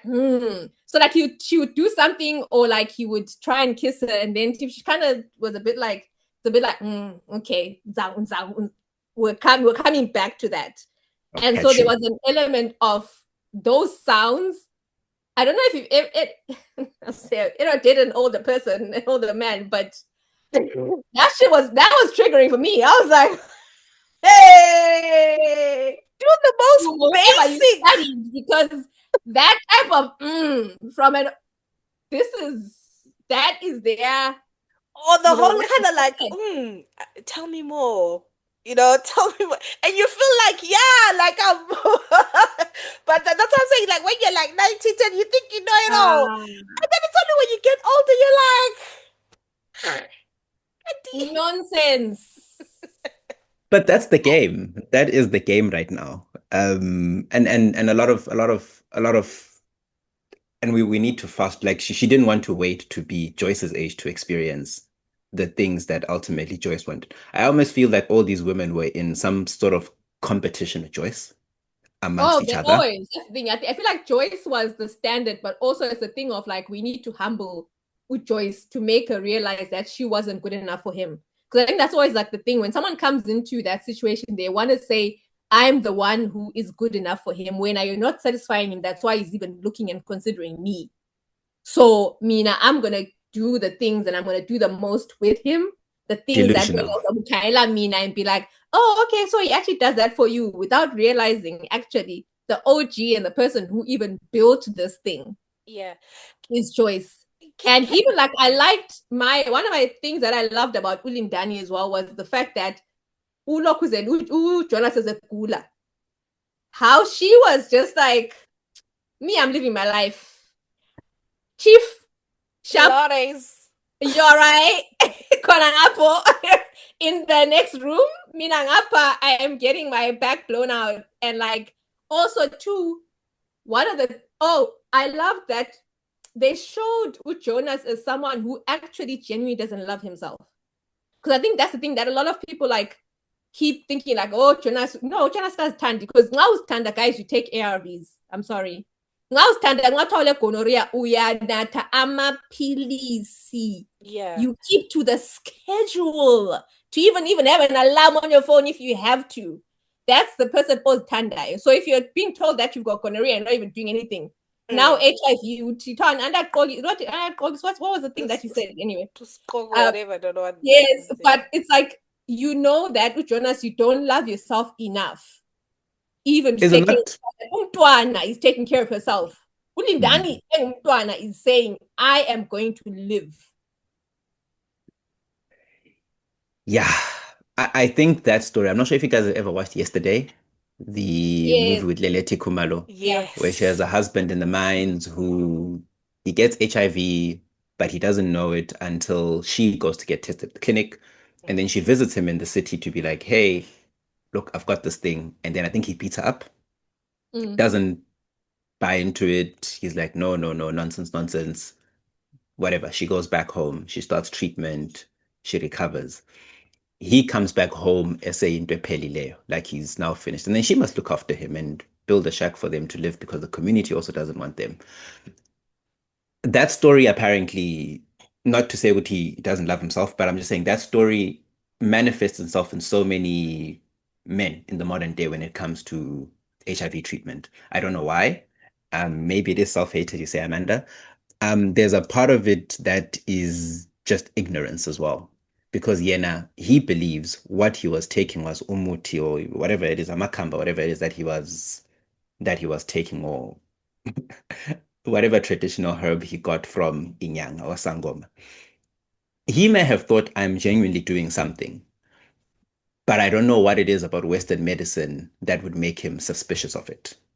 Because that happens a lot. For me, though, it's more like if you're taking that but you're deteriorating, at some point, are you not saying, let me just try? Anto lokhu zeni bakutshela ukuthi no uzaqala ugule kancane then it'll work. You know what I mean? Because there's these stories, like I said. Is that what they say? Yeah, sometimes it does. Before you Sometimes heal, like, no, side effects, your body's fighting it, and then you'll be fine, right? And then you take this thing until you die. Sometimes it doesn't work. Your body's just deteriorating. Sometimes it kills you because you don't know what concoction is there. But I always wonder the traditional aspect of it, because then the question becomes, was he really a polygamist? Is he really into tradition like that? And if you say, yes, he was a polygamist, yes, he's Sigolagubo, yes, he's a traditional Zulu man, then it kind of makes sense that he would shun Western medicine and go, actually, let me take traditional herbs and try to cure it that way. And there's a certain, I don't know what it is, maybe suspicion to Western medicine and Western doctors in some respects, or whatever it is. But, and let's say maybe he was just using the polygamous thing as just an act, just to get away with the cheating, to justify it. Then you start to think, when it doesn't make sense why you would not take medicine, why you would go the traditional route. Maybe it's being ashamed. I have no idea.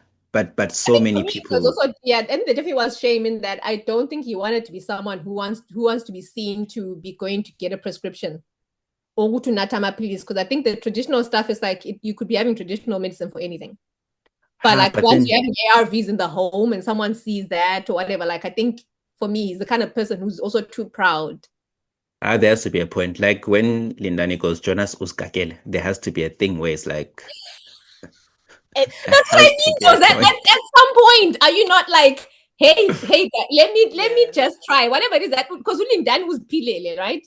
Exactly. To me, that's about to live with someone who is showing you signs of they're not deteriorating the way that you are, and they're doing something different, going to Pilates and and living her life. Surely, at some point, you are like, but also I don't know whether at that point as well, are ARVs too late? Was he in a space where it's too late or whatever? But I think it's maybe that part made me laugh. And you know that by a kid.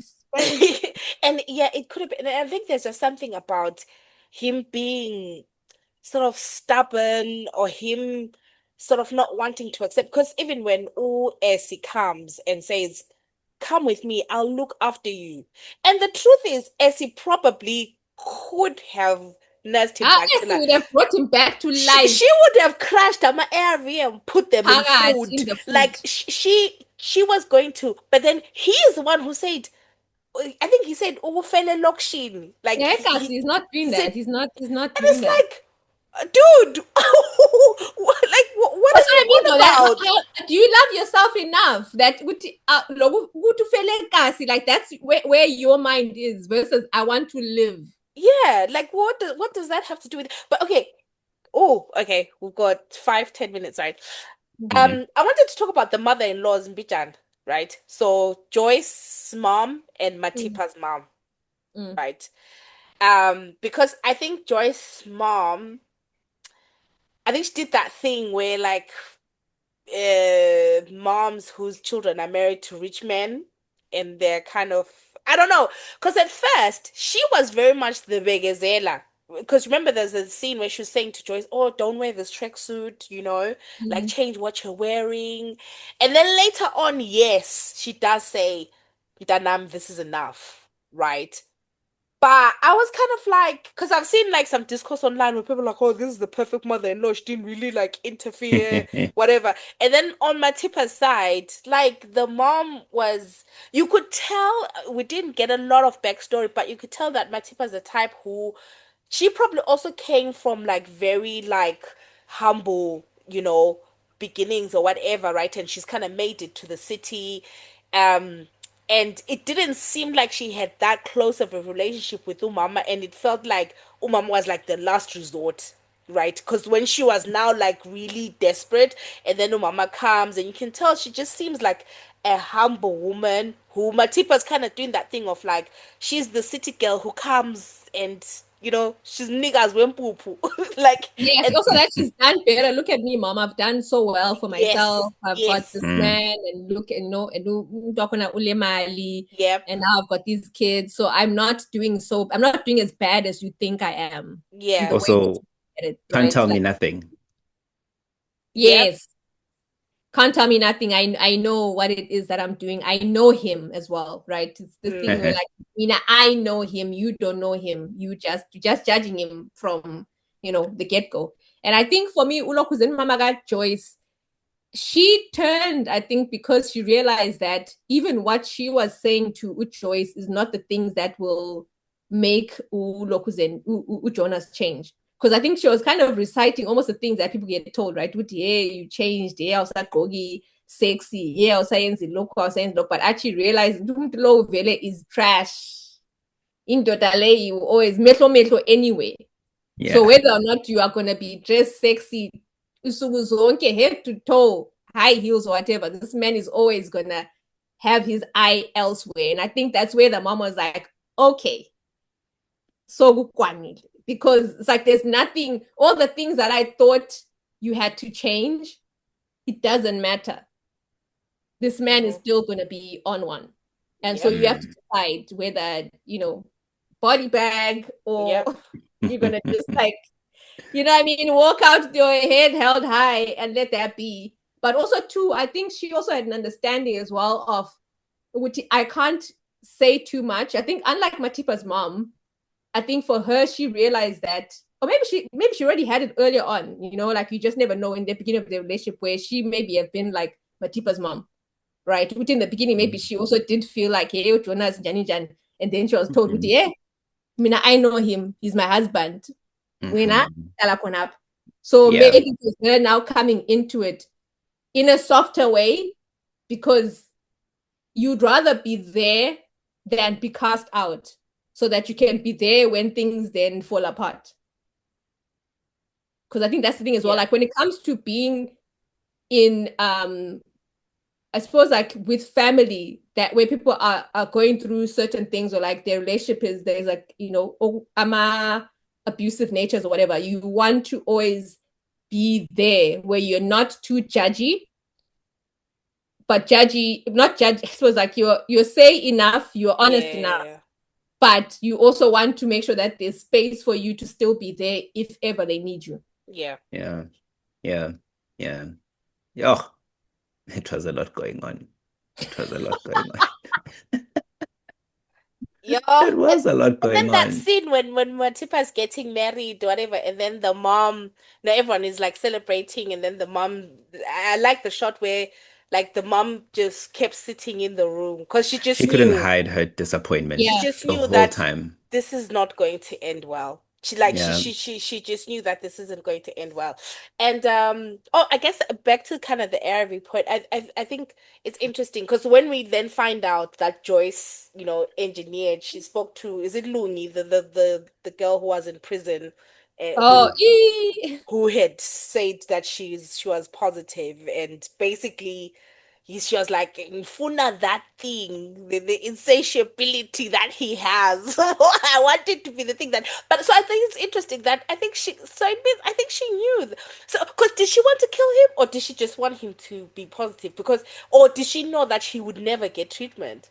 So I that's I think the she think wanted she to kill knew him him. well enough that actually, if that he is so horrible that he was going to sleep with someone that he thought was Matipa's friend, by the way, right? Because yeah, that woman came in as Matipa's friend. yeah, She knew that man is such a, yeah, who's ranger to the point that who injures and just let the food come in yeah. without any protection. She knew that as well about him, that he was not about that life, especially with gonorrhea and all that. And then three, I actually think that was the reason why she didn't let Essie come in when she was trying to visit him, is that she knew Yes. that Essie would try and revive him. And I think that the point was Umbulal. Yeah, because I'll just add on to that, to remember the scene in the beginning where she has the gun, and Mm. then he walks in, and then he sees her carrying the gun, like, Joyce, ufuna ukuzibulala, and like, oh, this guy could not fathom that Talk that about she being wanted to so kill him. nuts that you don't think someone's gonna wants to kill you. He couldn't believe it because in his mind, he hasn't done much wrong, not enough to be killed. No. In his mind, she's acting crazy, and when you see her then intentionally do it, because I think there's two moments where she wants to kill him. Then I think after he beats her the last time, that's when she actually decides, actually, I've now got the strength and the cruelty to get this done. I think she wanted to kill him. I think she planned it from the moment she found out about Matipa, but probably the confusion, the feelings, and all of it. I I had an issue with that though, because it's not lost on me that he tried to leave her. And to fast forward a couple of maybe 10, 15 episodes later to her now deciding to kill him instead of maybe you could have just let him leave. Like that's why I probably led with that. There's an eye when I watch this from my perspective that is sometimes very, very critical of a lot of what Joyce herself, Matipa, Lindani, all the women, where I'm like, yes, he was rich and powerful, I see. He's not the best person. Febes and Dotes, Nganezoma would say. But they all had opportunities where they could step away from his his ecosystem of power. When he wanted a divorce, Joyce could have divorced. When he came back, I think Essie could have been like, Jonas, I've moved on with my life. You went on, you married someone else. It's okay. Or when she found out Tuguti, he lied about, Joyce knowing. Like, there's so many moments where I'm like, yes, he's ridiculous, but surely, homegirl, here, you've put yourself in this position. Yes, I'm not justifying any of his actions, But I mean, it's right but that he there's was a saying so was huge, Lakan. I feel like that's so was Lakan, and when it turned, it true, turned. 100%. But in my mind, there are so many moments where if someone is cheating on you and they say, I want someone else, angsakufuni, nansi divorce, I think you should take it, especially if there's another woman in the picture. Yes, I get it. And she ultimately kills him and the marriage falls apart. All of the things she was trying to prevent inevitably happen. The story comes out. Everyone now knows how he moves, who he is. The babies are now out in the open. She finds out about Essie. It feels like there were so many missed opportunities where all of them could have made the decision that ultimately saved them from a lot more pain Mm. at some point. Oh, And those absolutely. I feel like their lives opportunities would have been so much better, weren't so taken. different. And also that in that, I'm like, that's why Singatanama Tota like that, guys. There's this thing on Twitter at some point, people were saying, Endeva Rumem Sovada, because Endava Totally Tanda. Don't do that. Like, Yeah. I mean? Like, love yourselves, guys, genuinely. high. Uh, Like that we need to, because I think that thing is like part of the beauty of, I suppose, the gift and the curse, beauty and, you know, ugliness of this whole polygamist thing, like watching it, is to let people, to show people that it's never worth it. Like, even when you look at the funeral or whatever, you look at Joyce and Matipa and Essie, like, look at them and think, was that even worth it? That whole ride with all of them, Jonasi, it was not worth it in any way, shape, or form. also, why wasn't Essie invited to the funeral, but Matipa was? What don't you look with it? Or the body. But yeah, that's the thing. So that's where I kind of feel I think I kind of understand you saying, like, I kind of felt like, yes, Joyce, I understand, and but even the whole, like, Essie, like, why are you then trying to one up Essie?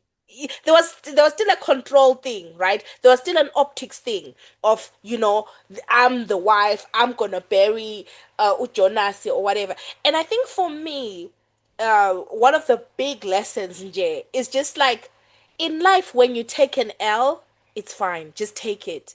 Like, don't try to whatever, because you don't even know what you're being protected from. When you're ghosted, ghost. Like, it's fine. You Yes, actually don't know. avoid Exactly. When things happen, It, just leave it, because even that scene, like Joyce begging Jonasi, Matipa, everything, like Matipa, like from the moment she tried to get that, it's just like, sometimes you don't even know, because no one wins in this. So, to the point that you were saying, Sen, and I took to then, why did she do this? To be honest, I kind of understood the whole, but I was a bit uncomfortable with it, right? Because, to your point, I do think it would have been uncomfortable for them to, like, step away, but it would have saved them.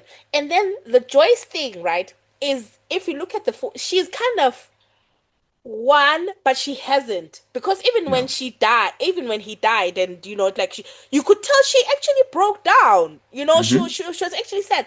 And then the ultimate thing is that she has lost, because Menzi is going to be like his Yeah. father. So, in a way, that maybe, would it even have been better for them to be, like, divorced, so that sometimes maybe that's why they say it's better for the children to not even be in the environment. Would it have been better for Menzi to see his father almost grow up and have, like, a fuller story to tell, right, than the shorter story that he had to tell?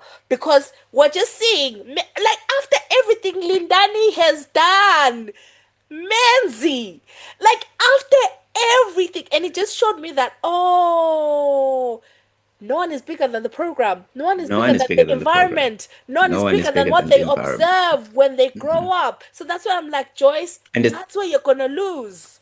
and especially boy children. Yep. We learn a lot via osmosis. I think maybe women are more instructional in the way that they teach and the way that they observe and they receive life lessons. Like, you guys are very big on, let's talk, let's have a sister circle, let's get books and wine, and let's do this. I think a lot of us, like, how to be a man, what is a man.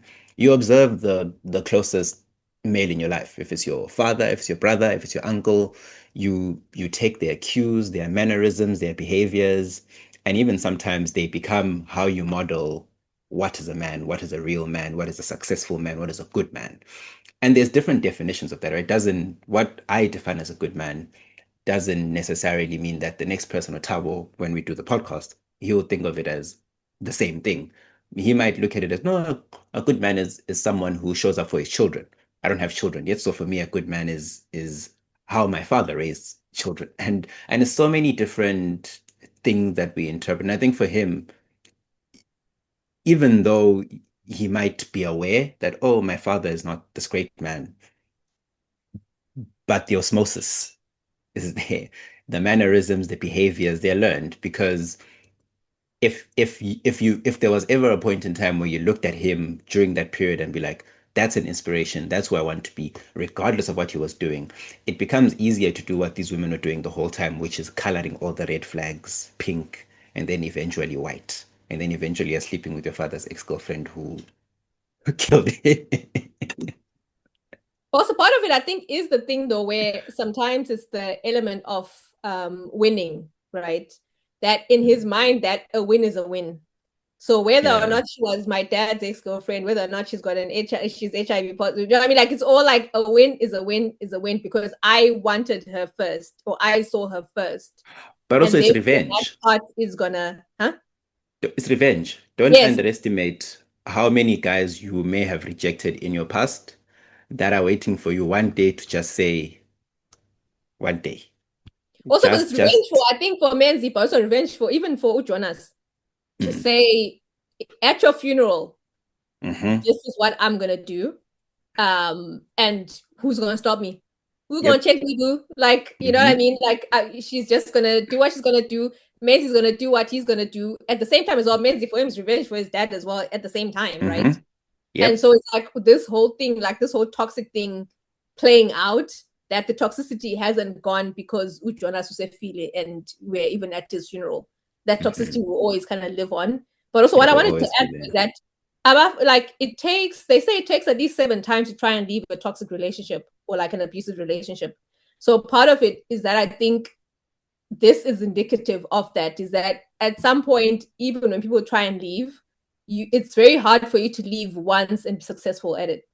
Yeah. For the most part, like, someone is able to kind of reel you back in some kind of way. And I think also Jonas was not someone who was willing to not have any of these women in his life. He was going to do the most. So I think he always knew what button to press for whoever. And so for Joyce, it's like, okay, if you want me for the renewal, I'll be there. For Matipa, if you want a house, it's fine, I'll get you the house. And you want the kids, cool, I'll do the twins. Okay, now you want to get married, okay, here's a ring. Okay, now you want lobola, okay, my uncles are coming. So like he's always willing to give that one thing that you're saying, it will be the thing that if you give this to me, I'll be fine. He was happy to give that to you because in his mind as well, it doesn't, Jonas is for the moment. So if I'm going to lobola you in that moment, I'm not thinking about Joyce, I'm not thinking about Essie, I'm not thinking about Sarah, I'm not thinking about Mpume, I'm not thinking about the kids, I'm thinking about me and what it is, my needs. And so my needs right now is to make you happy in this moment. Yeah. So he will lock Not in future, but for now. For now. For today, for you to be in my pocket, I will lock in. And that was also so it's like his failure, but also the thing that got him the women to stay is that he was willing to go for broke every single time. Yeah. Woo! Guys, we have to bring this to, we could talk about this forever. There's so many things that we didn't touch on. Like, how did Wushe survive? Wushe, the receptionist. How did their relationship with Magesh? I think that's also a very fascinating dynamic because is he an enabler? Is he a victim? Or where does he land? And that's why I then look at it and I say, ultimately, they were all in his ecosystem and he had the power and he had the money. And then all these people were just like, there's so many moments where you realize that, well, and they were dancing. All of them. Because Magesh, he's now even got gray hairs. And you've been, living this lie. But he gave you a job. But you could have found a quality woman, because right now the people that you're with think you're married, right? So I'm saying, for me, I'm like, they could have divorced 15 years ago. Yeah. And then they just become an amicable couple, for all intents and purposes, even if they were still trying to play the game. Yeah. Jonas is like, that's still, I suppose, US' ex, right? Yeah. And he could have then moved on and had his second wife. That was crazy. But I think Jonas would have wanted it to go down that way for maybe his own ego, for proximity, for whatever reasons. I think he wanted it that way. And when that same person is the one who pays your salary, and he also bought him a car, right? He also drives a fancy car, a blue BMW.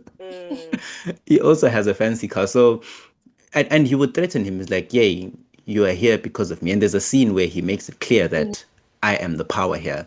And even at the beginning of the relationship, Matipa goes, hey, what about your brother? And he's like, and then you start to see for her as well, like, if someone who will sleep with his brother's girlfriend, even though not, and he knows what's happening, that should have also been a red flag, right? Yeah.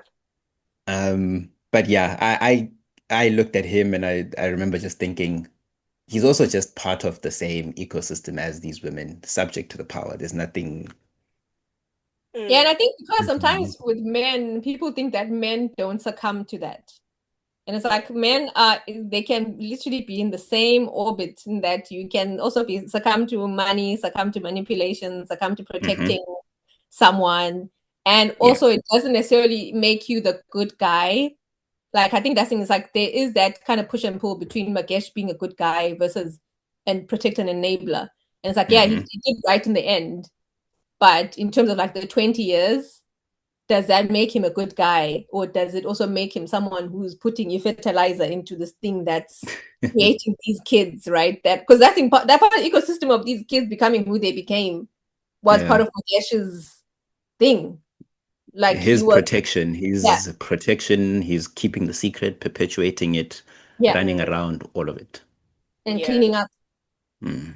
So Oh, yeah. yeah, guys. Wow, wow, wow. Like I said, like I think when I was like 3, 4 episodes in, I was now like, wait, did he Udombi? Like the housekeeper was like, wait, So how? from what they say though, with the books, apparently Yes. with the book, he slept with everybody. No stone unturned, from his PA to abantu abasebenzayo to whatever. Like so, this Jonas that we're seeing, that we're all you know, but actually the book Jonas Yeah. is worse. It's worse. Yeah, and actually that's a good point. So I'm definitely looking to read the book. And I hope it's now on Amazon because I Yeah, think I like you need were Sue to saying. republish because really, I'm like, I would like to. I've wanted the book since it came out, and I Mm, haven't had the chance to. And I hope that this time around it will be republished. Also, because people are now sharing the PDF. I've seen like on Twitter, and I'm just that's like, bad. That's shocking. That Yeah. is shocking. no, like That is shocking. and I hope that. Oh, also, I hope Sue, if someone who knows you watches this, Mm, please republish one, mm-hmm. two, merchandise. Salama, do all the things, the t-shirts, the whatever, like I mean, or even like if they can kind of collaborate with or Mm. stained glass or whatever and do the things like Push. Mpele Papa. Like I want a t-shirt that says Mpele Papa. Do you know what I mean? Like I want that on a t-shirt. I need a t-shirt that says Wenja. You know what I mean? Like a tote bag. So Njoni toilet yako. thank you. I need those things on a t-shirt. So I Yeah. think that's the thing. I feel like the UK, maybe America, there's a lot more drive to merchandising that I feel South Africa is still quite behind. And even like when I go to Yeah. concerts and stuff like that, people are not doing t-shirts, they're not doing like the things that people can take or whatever. And I'm like, please, Sue, if you Yeah. can capitalize, Listen, organize, and capitalize. so definitely guys, let's support Sue. Let's get the book because apparently like the book is like even more dynamic if that's even possible. But Mina, my hope prayer is that her works just sort of like get the same treatment. Like I would love to see Gold Diggers. Senna, if you haven't read Mm, Gold Diggers, you Oh I need yeah. to. will. It I Yeah, have starts not you read have Gold to. it Diggers. it starts at Mark's garage. Remember Yes. Mark's garage? Maybe you were Kwanda now. Road. Yeah, maybe Yes. BP. Usena is Yes. very young. Oh, it was now BPT now. When we were growing up, it was Max, Mark's Max. garage. Still go Max, really, to be honest. Is it Even still like called the Mark's? way that I refer to it is still go Max. I no I as an I even whatever Yeah, the name I is, Can say I tell Mark. you? Yeah. I say No, go Max. mina ngikhula kwakuthiwa Max Garage. I never understood why because it was BP. I Oh, don't know what garage it is now. But I never lana sekhona kuPhararenyathwa and Yes, Takawira. yes. yes. You can go Max. It will always be go Max. I think it will never whatever whoever owns it doesn't matter, but it will always be Yeah. go. No, I'll Yes. But read it. it's I'll a read it. worthwhile book, and I think it's gonna be like if they do turn it. I hope that they turn it into Mhm. a series. And if you need And I think directors, by the way, Yes. nice. I And Stained Glass Productions. Amanda J. I know Stuck. that you interviewed Sue on the Gold Diggers some years ago. I saw Yes, the on tweet Gellin's. came up on my TL the other Yes, day. with Goli, we interviewed Sunya, and in that episode, I need to watch the whole full thing. That's when she said that the rights had been bought for the polygamist. But when someone is saying something and it's before it becomes a thing, like you don't really understand what it means. Hmm. But yeah, so I'm in your DMs. don't blue tick me. Don't just let's have a conversation. Remember me? Remember, Kubule Kaya. Pincha Kapdala. But no, but I understand that she's been like, oh, this is amazing, and I think it just shows, like, yeah, like there's a lot of Zimbabwean talent, like just Very across good the board. storytelling. Brilliant storytelling. Well, And it makes yeah, me so actually I wanted to say this, that it's the sad part where a lot of the stuff could have actually been done in Zim. yep. Like I think it's the industry is not being taken, I think, seriously enough. And that's Mm-hmm. what I was talking about, like how South Africa really is now taking the whole idea of show business as business. Yep. And I think Zim, if they can just do a bit more, because that thing, Sue, you know what I mean? Like these could have been done hudala. And Mm-hmm. it's taken something else, like, you know, like another entity to come into it. But also the idea of how, as Abantu, we are stronger together. Yep. So Usu being a Zimbabwean writer, where her story is now being done in South Africa, and you have South African actors, but also you have, like, I think Akin Omotosho is like Nigerian, but he's lived in South Africa and he's created content in South Africa. I mean, since generations. And you're Archie, was it Archie? Was this other guy? It was Kaya. Was it? No, was it Kaya? It was Kaya on Generations. Yeah. So, but like, you know what I mean? So it's like people who have invested in the arts, in spaces and stuff. And so, like, I think as Africans, in terms of like kind of coming together and telling our stories our way, it's always going to be stronger. I think it's brilliant. Yeah. I think it's brilliant. And I love that it came in the month where Abraham is so strong in South Africa. And then you're like, actually, your Netflix #1 is by a Zimbabwean author. So, yay. Thanks. Yeah, no, that's amazing. That's amazing. And also I oh no, let me end it on a positive, because Yes. I was gonna say Yes. Zimbabweans like do this thing of like all of a sudden, yes, wanangu, but Hey, you are back at the ranch. I saw ZBC write an op-ed about it. It was, oh, brilliant, brilliant. Mati, as the broadcasting corporation, you guys should be a little, I won't say embarrassed, but you should be at the forefront of stories like these and exactly. creating of retelling them and pushing them. It shouldn't, and I guess what you mean by it, Netflix is great and everything, but it would be nice if it's something that was made home and then we're licensing it to Netflix as a complete Yes. product. Versus Whereas, 26 Lindani, guys. This is where the because going.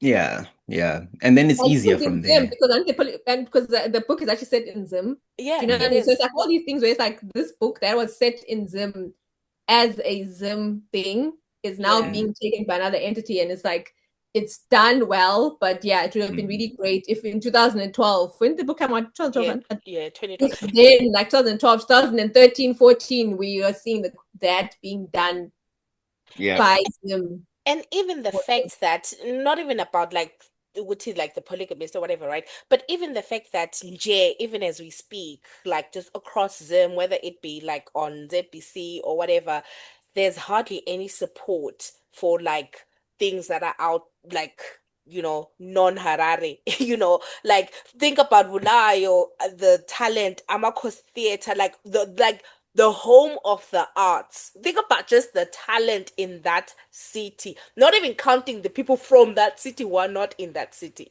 You know what I mean? So I think there's just something there. But you know what? A win is a win. A win is a win. It was effective for me. Like as a kid, I think being there was one of those bright sparks. I have to say, from when I was a kid. No, guys. Thank you so much. If you guys have got to this part of the episode, you guys are the MVPs.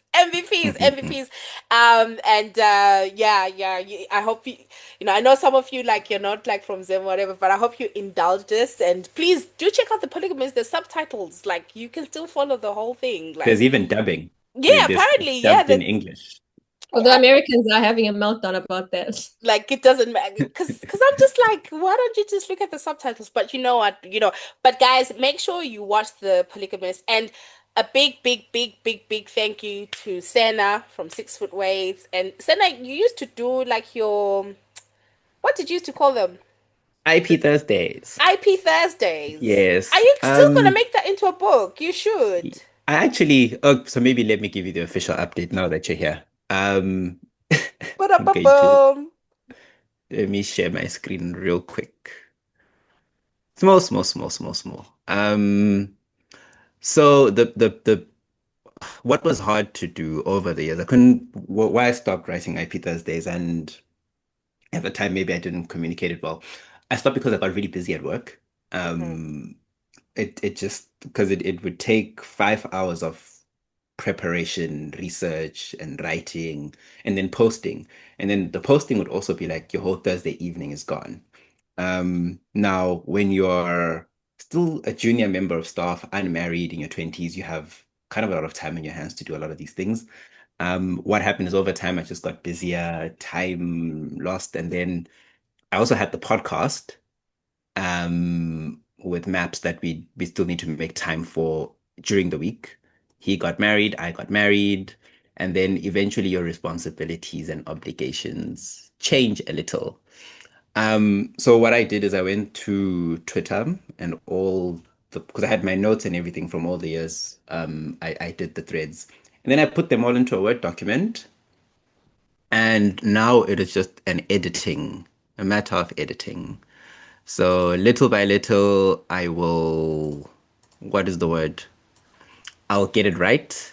And then at the end, it will look something like a book, which has all of the contents. So all of the stories that I ever did Oh, during wow. those years are all still here. Oh I wow. now just need to, That's a lot. yeah, it was over, what, a 3 year period. So now I just need to edit it and then compile it, and then eventually it'll become a A little book. compilation. Yeah, book IP Thursday, the book of stories about intellectual property, whatever. And then, but with time, my wife is going to help me read and edit and all of these things. So I'm excited about it. I don't know Yeah. when it'll be ready, but I hope by the end of this year I'll have something that is readable. Oh my So cross goodness. fingers. Congratulations, said that. No, That I'm just is trying. We're amazing. just trying. We're just trying. That's Little by little. amazing. No, no, no. Like that's amazing. I'm so happy. Ah! So yeah, we'll see. Once we're ready, I'll give you guys a heads up. Maybe Lami, they'll Hmm.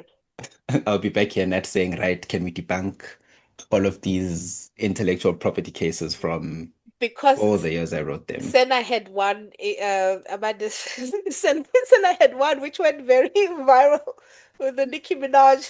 So basically, was Yo, it Nicki yo, Minaj, yo. Tracy Chapman? Yeah, so The Bobs came out. yo, yo, yo. That was the first time I was bullied on the internet. So long story short, it was a Thursday, and I'll wrap this up quickly because I know we have to go. It was a Thursday. I wrote an IP Thursday about the case that had happened at the time. Nicki Minaj had sampled Tracy Chapman's, I think JB Can I Hold You Tonight. Now, Tracy Chapman doesn't allow sampling. Like it's something that has been known for years. She doesn't allow it. But I think Nicki sampled it and then she leaked it. Um, Mm. and then there was a whole case and everything. So as I would with every IP Thursday, I come on Twitter, I post it. And then at the end, I have my little 2 cents, which was witty with a joke or whatever. I think, yeah, the Bobs didn't like it because I basically insinuated that their queen committed copyright infringement. Mm. They were in my DMs. Yeah, I was dragged. No, have you ever had to mute? Have you had to mute a tweet because you're being cooked?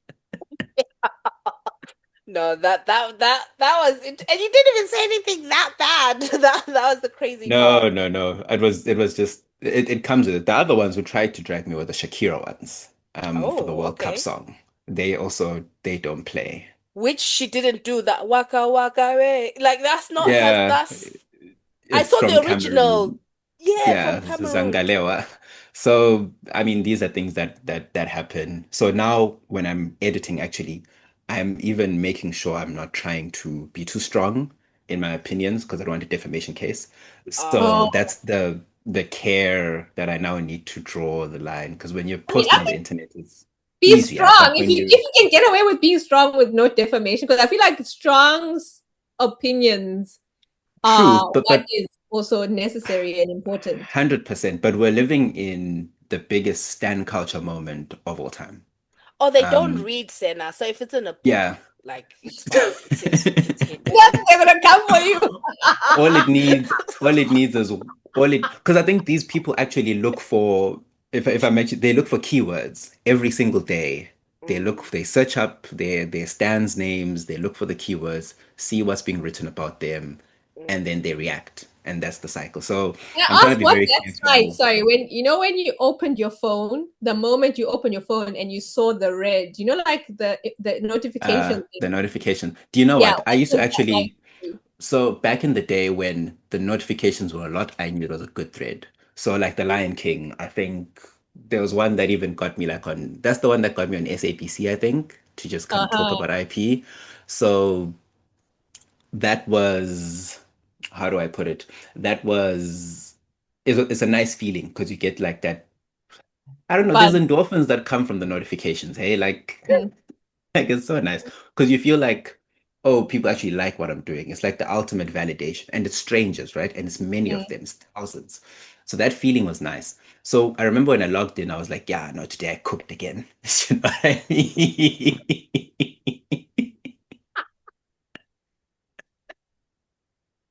And I was being cooked. So then I opened the quotes. You bloody African, bloody know nothing, go back to the jungle. How can you come for the queen? I got some in my DMs where someone even threatened me. They're like, we'll find you. You can't, it's not allowed to talk bad about people you don't know about. You don't even get the facts straight. I'm like, no, the facts are well researched. Yeah, Um, like, no, you don't even get the facts straight. Don't talk about the queen or we'll come for you. I'll find out where you. I'm like, yo, bro. Like, bruh. what kind of lawyer are you? But no, So Sena, yeah. so I was like, okay, cool. This one's gone left, so I muted it. I left it there. And then now when I'm doing it, I remember that experience, and I'm Mhm. like, okay, I need to make sure that whatever I'm saying is backed up by facts, backed up by law, but also my opinions don't ruffle too many feathers. Like you said, Amanda, I can be strong, Mhm. but I'm not trying to get in trouble. So that will take a bit of time to just work through, but we'll get there. No, you were traumatized, but no, don't worry. Just maybe be careful about like the social media blurb. But it's in the book. Don't worry, they won't find it. It's I hope fine. so. But no, congratulations, Ah, Not yet. Amanda. Once it's done. Once it's done. Yes, no. So thank you, Senna, for your time, Amanda. No, thank Thank you you so so much, much for Nat. your time. Always Our a pleasure. filmmaker extraordinaire. You know me, I'm always waiting. I'm waiting for the updates of the films and what's happening. But I won't put They you on the will spot. come. Don't worry. They are coming. Just know. No, that's fine. We But shot something recently, so it was yeah. So I'm gonna now be, I think, in post production for quite a bit, and then hopefully all the things will come out. Because I wanted to do stuff that was gonna go into festivals, but now I'm like, actually, I'm okay. just gonna just put it online Okay. instead. I'm more in a space where I just want people to see the stuff. So I think it's Mm-hmm. nice festivals. It's good because like I guess it gets you like industry buzz, but at the same time, I'm like, actually, I just want more eyes and have conversations about the things that I'm doing because I feel Mm-hmm. like a lot of the stories that I make, I want people to actually converse about them, and they're about either documenting a subsection of life, but also creating conversations that I think are just important. So that to Yep. me is more important. Like, so just to do the work Mm-hmm. and have the conversations. Mm-hmm. What we did Okay. today. So Cool. yeah. And where can people follow you on socials, Amanda? I'm Amanda J. Sibanda on everything. So at Amanda J. Sibanda on everything from Twitter, Instagram, TikTok, all the Okay. vibes. Fantastic. Senna? Same Sena Moyo Okay. on all my social media platforms. But of course, if you want to listen to the podcast, we are trying to come back on 6 foot weights. Mm-hmm. Life has been hard, but I think next week we're sitting down to Mr. Maps again for the Okay. first time in in a while. So it's at 6 foot weights on Twitter. You can hit us up there. It's quiet at the moment, but we're making a comeback. That's good. That's good. Thank you so much. I've been Natasha with Sena and Amanda. Yeah, the polygamist. There's so much that we didn't talk about. So make sure you guys like comment, let us know what you guys think. And again, congratulations to Sue Nyathi. Like, Brilliant. absolutely. Thank you. Thank you. Thank you. And the cast, everyone. And hopefully, listen, we'll have IP Thursday, like we'll have like a Netflix sort of like documentary thing style. We'll have Amanda with her films showcasing. And listen, Amanda, like I said, I'm available for casting. Sena, if you need me to, not that, you know. No, you can deal with the Bobs. I mean, you've got Spilly on with those people on the internet. Listen, yeah, no. I'm a That's a keyboard Bob. warrior. No, I once got dragged by people from UCT. Anyway, we'll stop there. Yeah, it's very tough when you have that moment and you have to tweet through it and you pretend as if you're now tweeting about other things and not the thing that people are dragging you for. Yay. I remember that evening there was a football match. It helped me. You start tweeting like, oh, look at Mbappe, wow. Oh my god. But anyway, yes, guys, thank you so much. The Polygamist. Don't be polygamist, guys. And let's check out Sue Nyathi's books, Gold Diggers, A Family Affair. Apparently that's really good and it's also set in Bulawayo, so I need to read that one. Yeah, I have a family affair actually. Really? Yeah, I had it. I didn't realize that I blurred my background, but okay. Nice. Never mind. Yeah, no. But, So we need to read that. But guys, I'm Gubonga Mina. Thank you so much. Thank you. Bye guys. Lisa Lebushe. Bye.